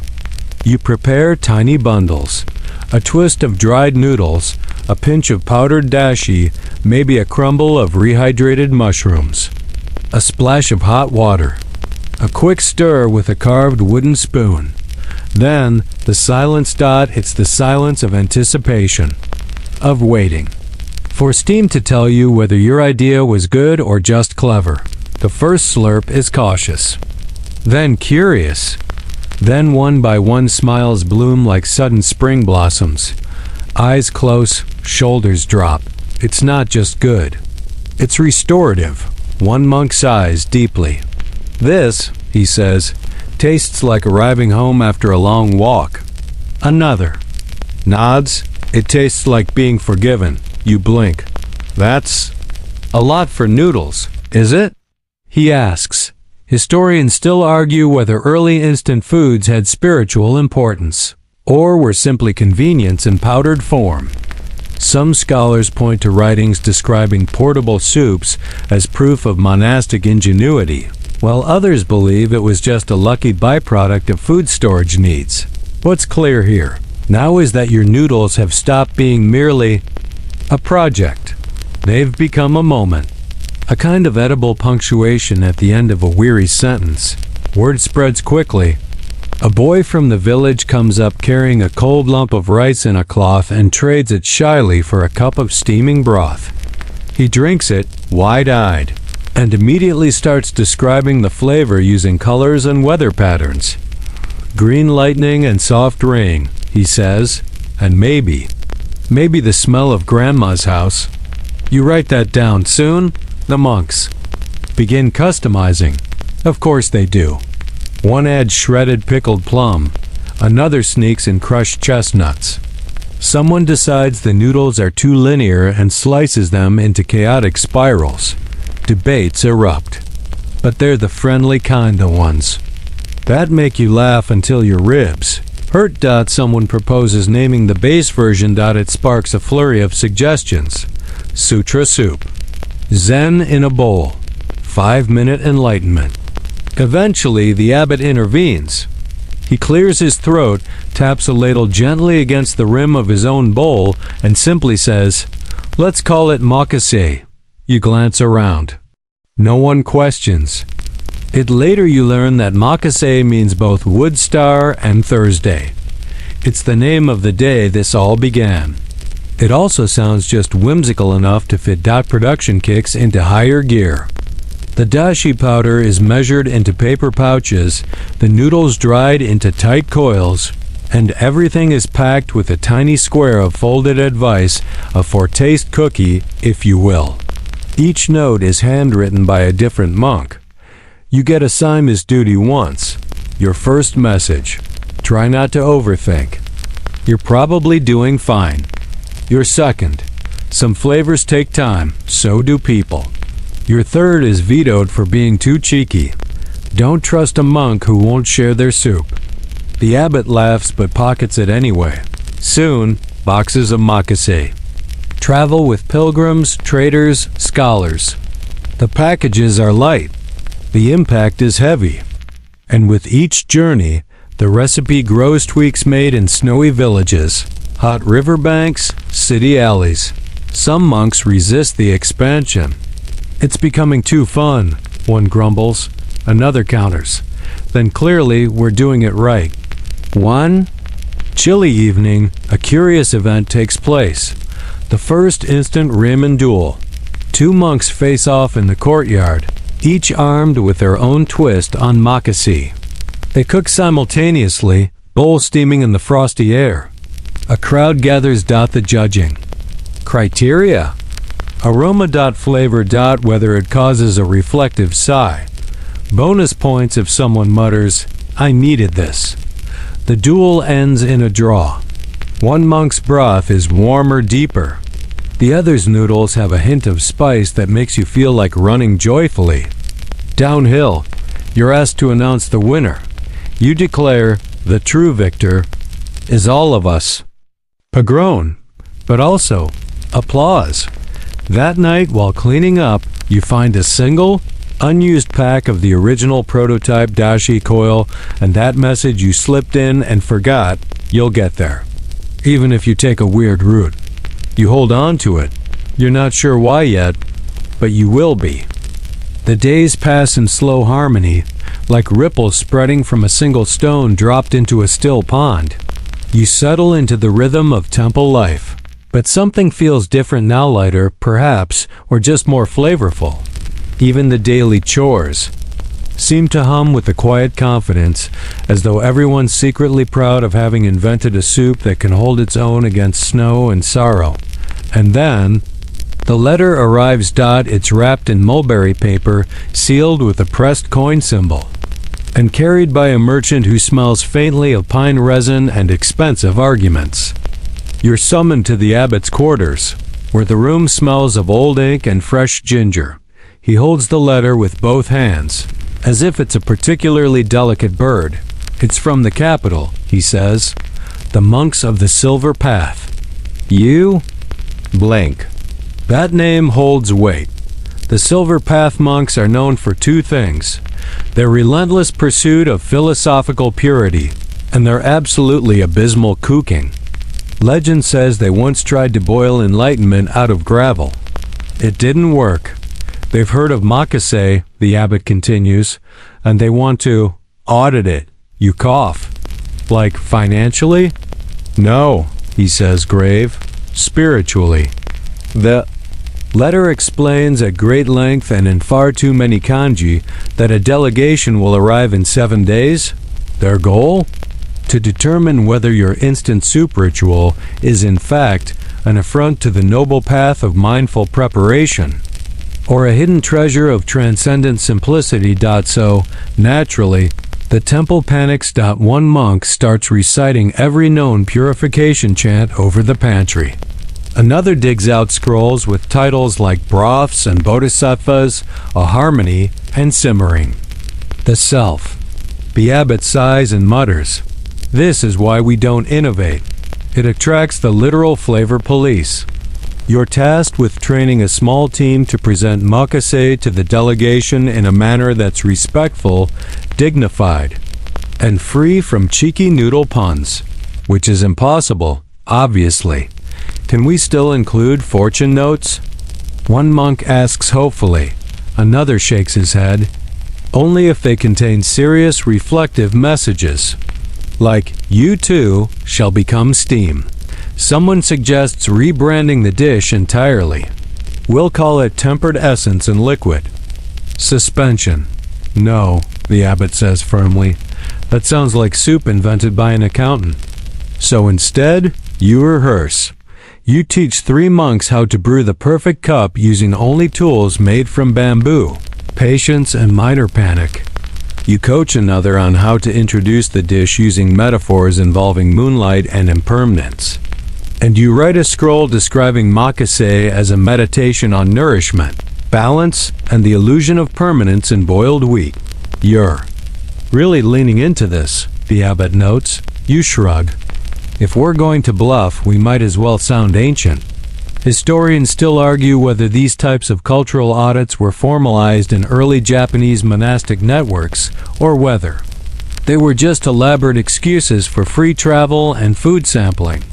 Records from the period are vague but suggest a fair amount of inter-temple diplomacy was conducted via noodles, dumplings, and polite judging stares. The delegation arrives just before sunrise. 3 monks in matching russet robes, hair tied. In perfect symmetry, expressions somewhere between skeptical and hungry. They bow slowly. The oldest one eyes the courtyard as though it might be hiding a punchline. You welcome them with warm towels, a small tea ceremony, and a carefully timed haiku about the fleeting nature of miso. Then, the demonstration. You guide them through the TV. Process measured powder, coiled noodles, precise water temperature. A monk stirs with near military focus. Another one wafts the steam toward his nose with a look of profound judgment. Finally, the tasting. Silence. Then, a blink. Another sip. A long pause, during which you swear one of them murmurs, "Mmm." You hold your breath. This, says the eldest monk, tastes of warmth between silences. You're not sure what that means, but it sounds promising. However, he adds, there is concern about speed.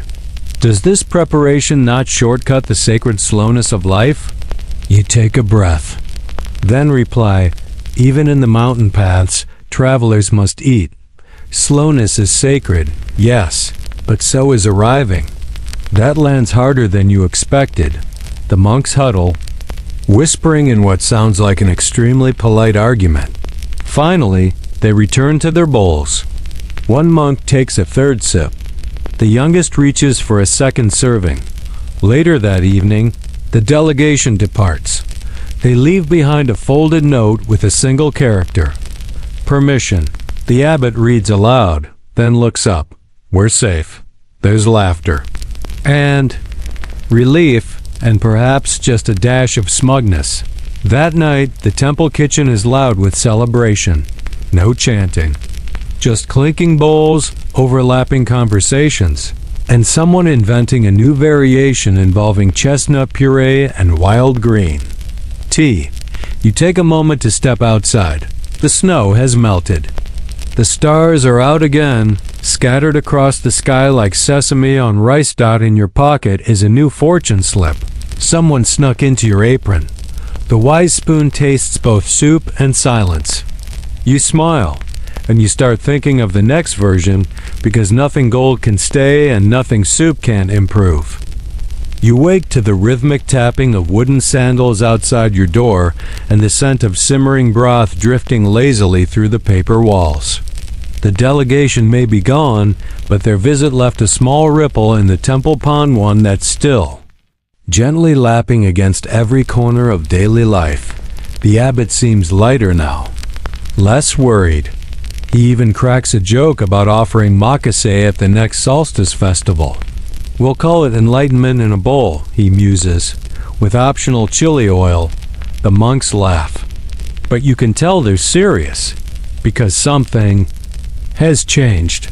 The dish that began as a humble accident, just dried broth and coiled noodles, meant to weather the snow, has quietly become something larger. Not sacred, perhaps, but dotted. And in the world of monks, that's as close to a standing ovation as you'll ever get. You're still adjusting to this new reality when a traveler arrives from the southern provinces. He's young, wind-burned, and hungry in the way only someone who's walked for days can be. "I heard," he says. "There's soup here that sings." You blink. "It what?" "Not literally," he adds quickly. "But I met an ox cart driver near the river crossing. He gave me a pouch of broth and told me it was born in these mountains." You hand him a warm bowl and watch as he takes a cautious sip. His eyes widen. He nods slowly. It doesn't sing, but it hums. Word is spreading, and with word comes imitation. The first to arrive is a scroll crumpled, oil-stained, and carried by a cheerful courier with noodle flecks in his beard. It's from a temple far to the west, where they've apparently tried to replicate makase using fish bones and fermented pear bark. Respectfully, the note reads, "Your still tastes less haunted." You send a polite reply and include a sample pouch. And thus, a quiet network begins to bloom. Historians still argue whether this was the true beginning of monastic recipe, exchange culture, or just an early case of viral soup. But what's clear is that recipes once guarded, like scrolls of fire-starting spells, start to drift between temples, like dandelion seeds. Some attempt makase with variations. One temple uses lotus powder. Another adds shaved chestnut and calls it windbone essence. A mountain outpost replaces wheat with barley and claims it channels better dreams. You start receiving small gifts, tokens of gratitude wrapped in silk scraps or tied with straw, a spoon carved from cherry wood, a packet of miso pebbles hardened into hexagons, a prayer stone etched with a noodle-shaped kanji. The abbot watches this slow trickle of soup, diplomacy with bemusement. "We may need a second pantry," he says one morning, glancing at the growing stash of tribute. One evening, a new challenge emerges. A traveling entertainer, part poet, part cook, part complete mess, who claims he can compose a haiku while boiling your soup to perfection. He calls it poetry under pressure. and insists that flavor improves if you rhyme the ingredients in 575 syllables. You raise an eyebrow. Does it work? Statistically, no, he says, grinning, but it tastes like it works. His visit is short, his rhymes questionable. Bamboo soup so hot, laughing noodles twist and flop, where's my lucky hat? But he leaves behind a phrase that sticks with you. Even boiling can be art if the heart has a tune. You repeat it under your breath as you test a new broth mix the next morning. This one includes ginger peel, a few curls of dried plum, and a pinch of crushed salt flour. You're not sure if it works yet, but it smells like memory and mischief. And sometimes that's enough. Soon, the temple is hosting weekly taste circles, half experimentation, half gentle chaos. One monk proposes scoring each version using a system based on temple virtues: serenity, balance, aftertaste, and not making anyone cry. Another builds a three-legged judging stool and insists the winner sit upon it to absorb culinary harmony. You gently remind everyone that this started as a practical winter solution. They nod, then hand you a ladle carved to look like a dragon. You give up. The next scroll comes from a scholar in the capital. She's heard of your work and wants to document the rise of makase for a new compendium titled Edible Enlightenment, a study in temple gastronomy. I'm not a historian, you reply modestly. No, she writes back, you're better. You're still cooking. You agree. To meet, she arrives with a case full of ink, a cloak full of lint, and a brain that seems to produce 3 questions for every answer you give. But she listens, and she records. And slowly, she crafts a story not of soup alone, but of monks, snowstorms, accidents, laughter, and the quiet bravery of boiling things differently. You're changing the way we remember food, she says. That matters. You're not sure it does, but when she leaves, you catch one of the younger monks copying her notes into a spare ledger. Just in case, because stories, like broth, need to be shared to stay warm. That night, you sit by the kitchen hearth, fingers wrapped around a simple bowl. It's one of the early batches. A little salty, a little uneven, but full of heart. You think about the paths noodles have taken from simple sustenance to ritual, joke, experiment, and myth. From survival to art. And you wonder where they'll go next. The first snow of the season arrives quietly, just a few scattered flakes at dawn, clinging to the roof tiles like shy guests. You wake to the muffled sound of broom bristles brushing stone and the faint, fragrant steam of morning broth already curling through the corridors. You smile before your eyes are even fully open. There's something about the way snow silences the world that makes soup taste louder. Every sip feels deeper, like it's echoing inside your ribs. By now, makase has evolved. Not changed wildly, its core remains that delicate balance of umami, warmth, and ease, but it's begun to reflect the seasons. Spring broth uses young scallion tips and dried chrysanthemum. Summer, a lighter, clearer base with a whisper of dried yuzu peel. Autumn welcomes richer blends with toasted rice flour or nut oils, but winter still belongs to the original. Thick, rich, fortified. Soul dash wrapping. You prepare a batch while the others are out sweeping snow from the prayer courtyard. The kettle whistles like a sleepy crane, and you pour carefully, watching the curls of powder dissolve into golden liquid like old secrets rediscovering their shape.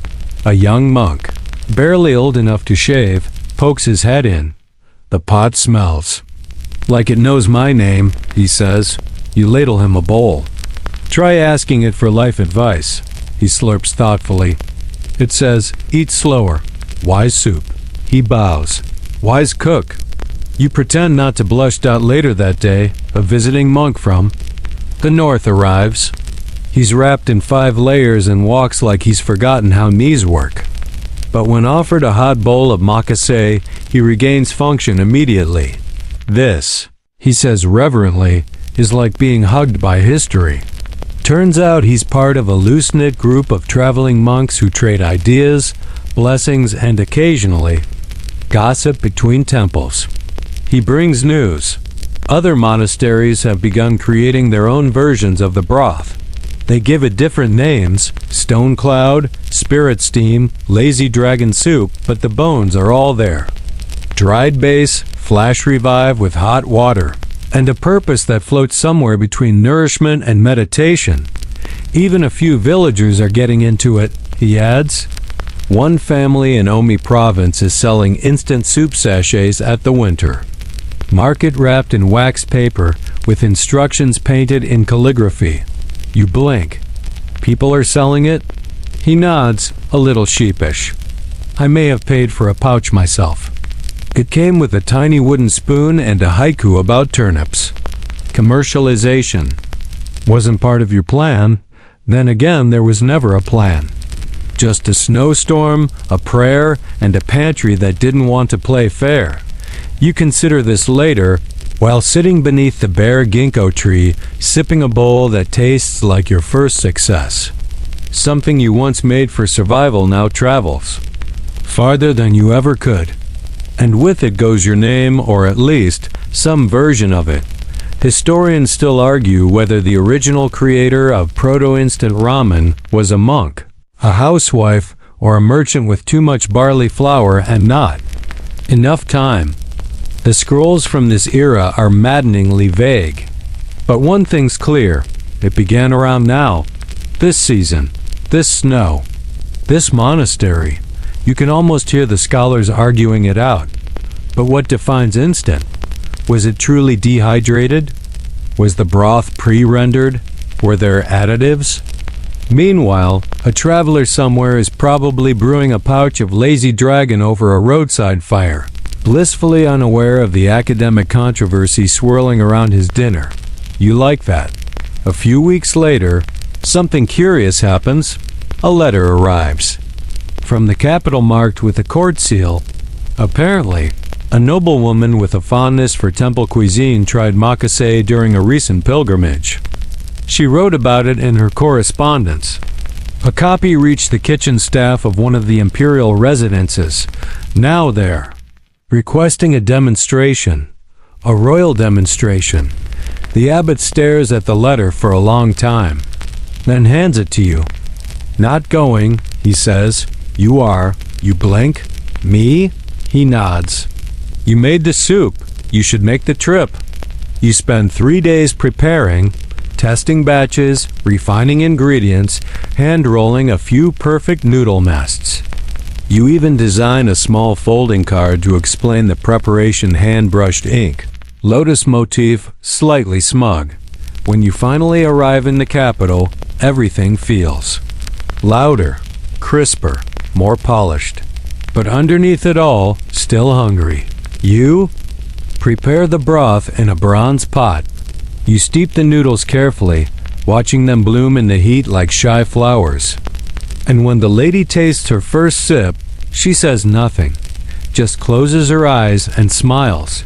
This, she murmurs, reminds me of the rain before a storm, warm, but waiting. You're not sure what that means, but she asks for seconds. That.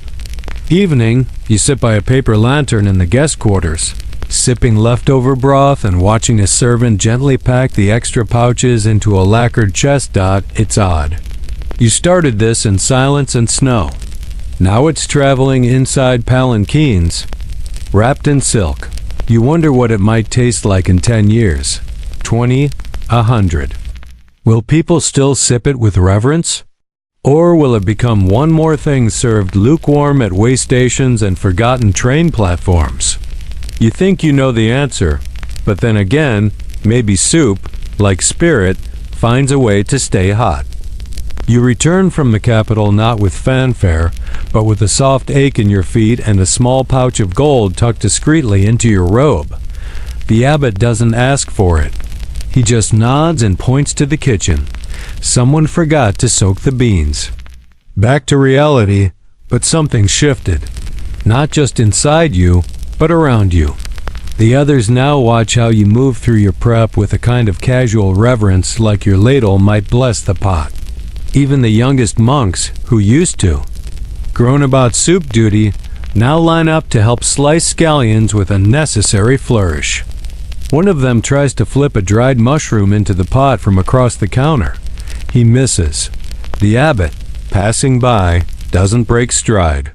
Skill is admirable. Cleanliness is holier.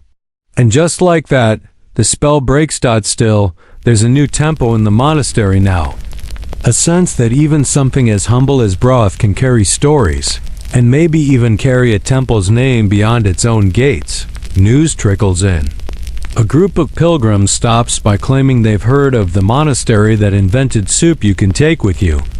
They buy a dozen packets, leave a basket of pickled turnips and thanks, and promise to spread the word. Another letter arrives weeks later, this one from a small town on the coast. The local temple is interested in creating their own variation, and humbly requests permission to use the name Makase in tribute. You blink. Permission? You're not sure how to respond to something so respectful. The abbot looks over your shoulder and grunts. Tell them the soup belongs to the hungry, not to us. So you do. The months pass like weather, steady, comforting. You develop new blends, one with dried squash and plum vinegar, another with toasted barley and garlic chips. You experiment with clay pots, bamboo tubes, even single-serving leaf wraps. Some work, some don't. But every failure feels like another tiny lantern along the road. One chilly afternoon, a traveling artist arrives. He claims to be sketching for a book on monastic innovations, whatever that means. He's loud, clumsy, and smells faintly of paint and old sardines. But he sketches beautifully.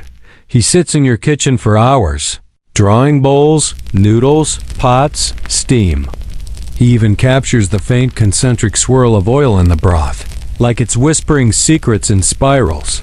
You've made something sacred, he says over a shared bowl. That's rare. You raise an eyebrow. It's just soup. He leans in, grinning. So were the first prayers. That night, you dream of scrolls written in broth, their letters made from steam. When you wake, your robe smells like toasted ginger. The next big moment comes unexpectedly. You're summoned, this time not by a noble or an abbot, but by a merchant. He wears too much cologne, jingles when he walks, and carries scrolls that smell of fresh ink and ambition. I want to license the name, he says brightly. Distribute it across provinces. We could call it Sky Broth or Zen Noodles. Something catchy. You sip your tea slowly. You want to sell a temple soup. As a product, he grins wider. It's the future. Why limit yourself to monks and travelers when you could reach markets in Edo, Kyoto, even the islands? You pause. Let his words settle. Then you set down your cup and say, as gently as possible, if the soup needs to be explained with a brand, it's already lost something. To his credit, he doesn't argue. Just shrugs, rolls up his scrolls, and wishes you well. Him disappear down the hill, his sandals kicking up little puffs of dust. Later, when the others ask what he wanted, you just say, to bottle the wind. They nod like that makes perfect sense. Historians still argue whether this moment marked the turning point when sacred recipes began brushing up against the borders of capitalism. Some say it was inevitable. Others say it was resisted longer than most imagine. But everyone agrees something changed here, something brewed. One day, a child arrives with a note. It's from the widow in the hills, the one you delivered soup to during that first fateful snow.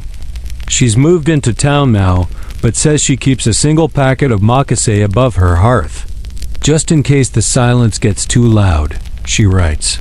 The note ends with a small dried flower pressed between the folds. That evening, you make a pot of broth just for yourself. No guests, no pilgrims. Just the quiet gurgle, the scent of mushrooms, the soft crinkle of the wrapper between your fingers. You sip slowly. It tastes like snow. You rise earlier than usual. Not out of obligation, but out of habit, like your dreams nudged you awake before the sun. There's a mist curling at the base of the trees outside the monastery walls, and the kitchen is silent save for the soft tap of your footsteps on stone. You light the hearth with practiced ease, the spark catching in the dry pine kindling you set aside 2 days ago, always prepared, even when you don't know why. The steam from your kettle curls upward in a lazy spiral, mirroring the rhythm of your breath. There's no urgent need to cook this morning, no festival, no visitors. Just a normal day, if such a thing exists in a place where centuries seem to layer over each other like petals on a chrysanthemum. You take out a bundle, wrapped in cloth, a new soup variation you've been working on. You've called it Cloud Path. It includes shaved lotus root, dried persimmon, and a dusting of ground shiitake that gives it a smoky aftertaste. It tastes like early spring and secrets. You unwrap it gently, as if the act itself carries ritual. Wait, and begin the slow process of boiling water, watching as the ingredients blossom back to life. Outside, the junior monks begin to stir.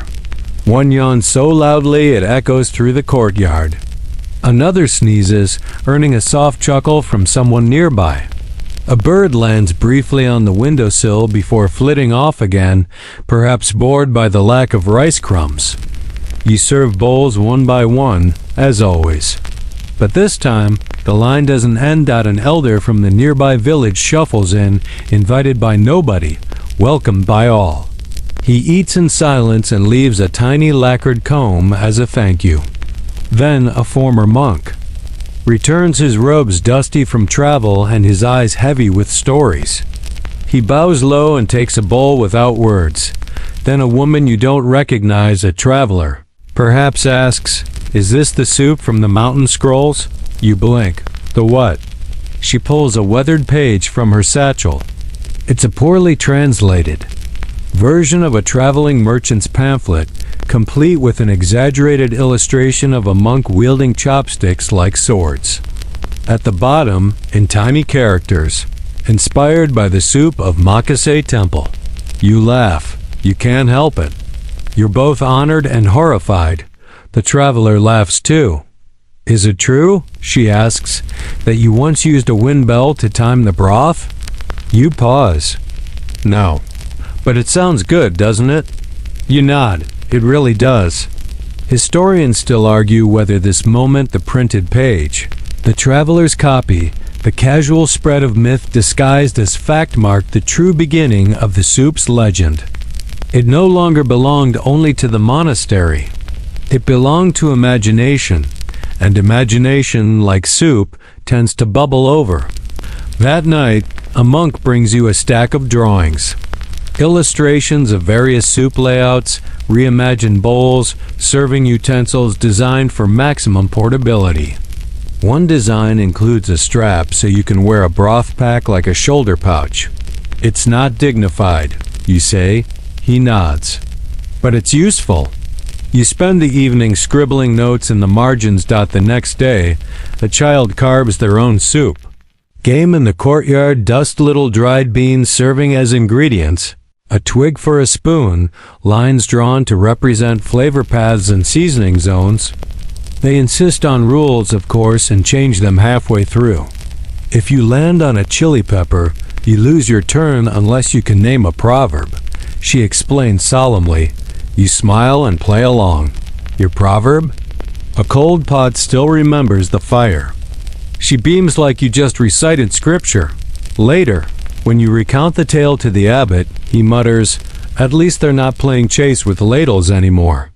You're not sure when it happens, but eventually you stop being the monk who made soup and becomes something else entirely. A keeper of stories. People come with questions now. About ingredients, yes, but also about memory, about patience. About the time you once dropped a whole pot and declared it divine intervention because you hated the recipe anyway. Someone starts calling you. Kensho, a mix of wise and brothy. It sticks. At first, you resist. Then you lean into a dot. You carve a small sign above the kitchen door. It simply reads, "Heat, stir, listen." The temple holds a celebration in your honor. Or rather, a celebration of soup, but you're not exactly left out.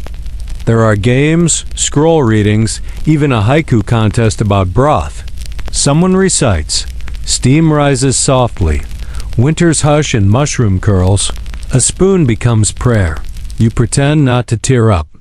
That evening, after the laughter fades and the bowls are scraped clean, you sit alone beneath the stars, the scent of ginger and seaweed still clinging to your sleeves. You hold a single dried noodle between your fingers. Nothing magical. Just wheat and water. But it's yours. You wake to the sound of bells. Not the formal, brass kind that call monks to prayer. No, this one is gentler. A wind chime strung near the kitchen window, swaying in a breeze that smells of pine and faraway oceans. It's not supposed to be. There, you didn't hang it. But someone did. Tied beneath it is a tiny paper tag, the edges curled slightly from dew. Written in thick, deliberate brushstrokes. "Thank you for teaching me to wait." You smile. A quiet, sleepy sort of smile. The kind that's half memory, half steam rising from a bowl of soup you haven't even made yet. Later that morning, a young boy arrives from a neighboring village. His robes are too long, his shoes too short. He's here to train, though you suspect he's mostly here because his aunt ran out of ways to keep him entertained. But he's curious, and that's enough. He follows you everywhere, especially to the kitchen. Why do you blow on the spoon before tasting? To cool it down. But why not just wait? You raise an eyebrow. Why don't you? He blinks, then nods solemnly, as if you've revealed some hidden KOAN. The next day, he brings you a drawing, a picture of a bowl, steam rising in curling tendrils, and what appears to be a dragon made entirely of mushrooms hovering protectively above it. You're not entirely sure what it means, but it feels accurate. Do you think soup can be a guardian? He asks. Soup has saved many from terrible moods, you reply. That's a kind of protection. He adds flames to the dragon's tale. A traveling potter visits the monastery not long after. She's heard stories about your miracle broth and insists on creating a series of bowls that capture the emotional arc of fermentation. You're not sure what that means either, but you appreciate her passion. She gives you one shaped like a crescent moon, glazed in a pattern of indigo specks. "This is for night soup," she says. "Best sipped when the world is quiet." You use it that very evening, sitting alone in the garden with a light miso broth and a single floating radish carved into a lotus shape. The moon overhead matches the bowl exactly. Historians still argue whether monks intended their culinary experiments to carry so much symbolic weight, or if later generations simply romanticized it all. Were you seeking spiritual enlightenment through food? Or just trying to make something filling with limited ingredients? Maybe both, but stories have a way of steeping in meaning the longer they simmer. Word of your kitchen continues to spread. Not in bold declarations, but through whispered recommendations, folded notes passed between travelers, and the occasional woodblock print featuring an unusually handsome monk ladling soup beside a waterfall. One morning, you receive a package from Kyoto. Inside is a carefully pressed scroll detailing a new method of drying noodles using a layered bamboo rack and smoke curing. It's addressed to you by name, your soup name, not your given one. Attached is a brief note for your next experiment. Thank you for reminding us to taste, not just consume. You hang it near the hearth, not for display, for reference. The kitchen becomes a pilgrimage stop. Pilgrims bring their own bowls, their own stories. They offer spices, tips, and even unsolicited poems. When I had no map, broth led me to soft silence, more than destination. You begin writing things down, not for ego, but for clarity. Recipes, yes, but also thoughts, observations, reflections. On timing, texture, patience. You call it your steam journal, though the pages never leave the kitchen. One entry reads, "Salt added too soon controls the pot." Salt added late listens to the pot. Another. If the soup tastes different when addsman fallen, sad. Don't adjust the spices. Adjust the self. The young boy, now more confident, helps you bind the journal in silk and wood. "We should add a title," he says. "Something important," you suggest. Still stirring. He nods. "Because you never stop?" You shrug. "Because something's always moving." At night, you dream of broth rivers and floating noodles that spell out riddles in cursive steam. You dream of bowls too large to lift and spoons shaped like time. You wake up laughing. The kitchen no longer feels like a place you enter. It feels like a place that enters you. The monks notice this shift. One starts referring to it as the heart of the temple. Another claims the soup tastes different depending on the phase of the moon. You're skeptical. But secretly, you've kept a log just in case. People begin offering names for your practiced broth craft, Zen cuisine, even culinary divination. You politely wave them off. "It's just soup," you say, but everyone smiles like they know better. 1. Particularly windy morning, a merchant from the southern provinces arrives. He doesn't speak much, but he hands you a sealed jar. Inside are paper-thin coils of something unfamiliar noodle-like, but curled so tightly they look like dried flowers. You boil one. It unfolds like memory, softer, faster, and with an unexpected depth of flavor. It's instant. Not entirely, but close. You stare at the pot, then at the merchant. He simply nods and disappears down the road, a bell tied to his walking stick chiming once before he's gone. That evening, you don't write in your steam journal. You simply sit, watching the steam rise from your bowl, curling toward the ceiling like a story you haven't told yet. The seasons shift again, as they always do, but now you notice the changes more sharply through the kitchen window. Autumn doesn't just arrive, it boils over slowly, with burnt orange leaves tumbling into the courtyard like discarded recipe. Notes: a squirrel buries something in the herb garden. You let it be. Everyone needs a secret stash. Inside, the air smells faintly of roasted barley and cedar wood.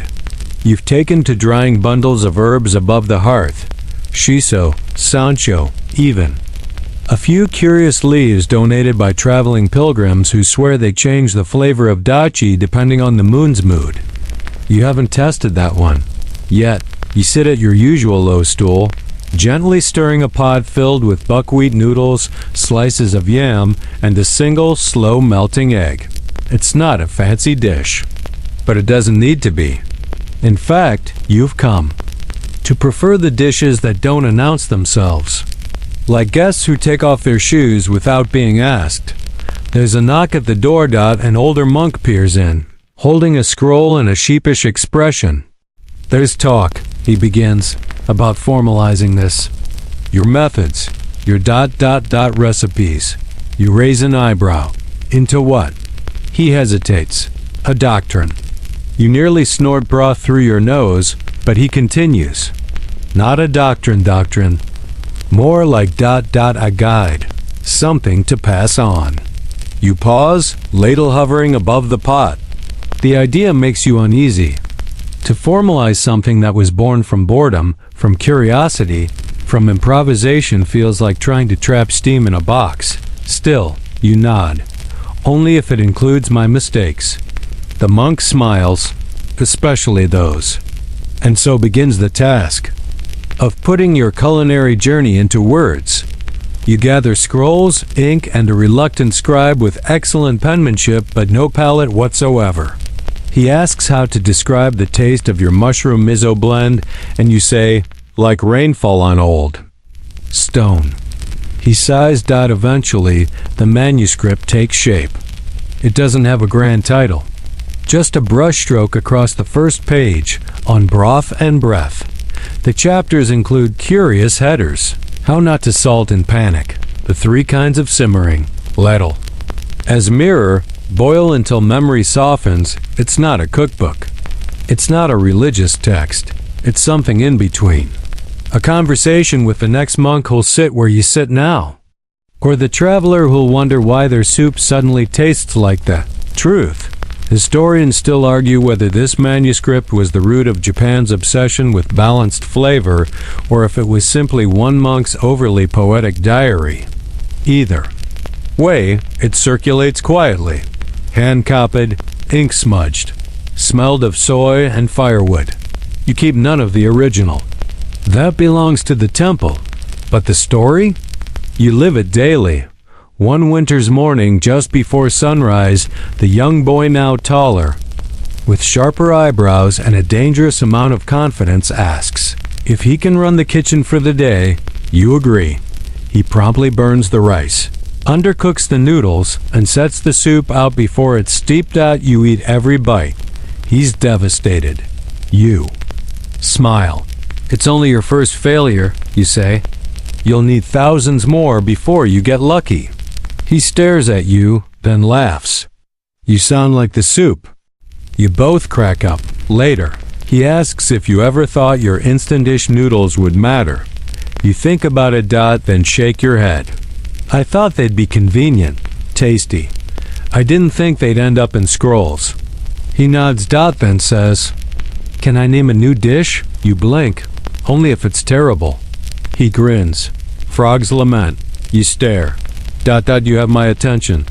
That night, the tavern's hearth glows golden as travelers sample Frog's Lament, a surprisingly decent blend of green tea noodles, toasted sesame broth, and lotus petals arranged to resemble a lily pad. It's silly, beautiful, and exactly right. Outside, the stars settle gently into place.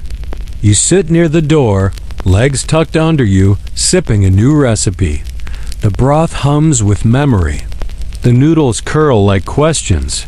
The world tilts toward sleep. The air is still. The soup is gone, but something warm lingers in the quiet space between your thoughts. Maybe it's the scent of roasted mushrooms, or the soft hush of rice paper walls.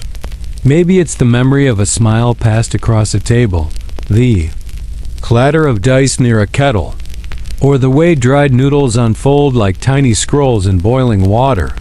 The night deepens around you, not in darkness, but in comfort, the kind that wraps around your shoulders like a favorite robe. You hear distant bells, maybe temple bells, maybe just your breath, slow and even, curling like steam into the silence. You picture a garden. There's a bowl in your hands. It's not hot, not cold, just warm enough to hold without thought. You bring it to your lips and sip. It tastes like home. Outside, the wind brushes against bamboo leaves. The stars above aren't telling you anything, but they're watching, patient, kind. You close your eyes, and in that gentle dark, where every noise is softened by sleep, where even the monks snore politely and the kitchen fires have faded to embers, you find the space between flavors, the pause between breaths, where history waits. And dreams begin.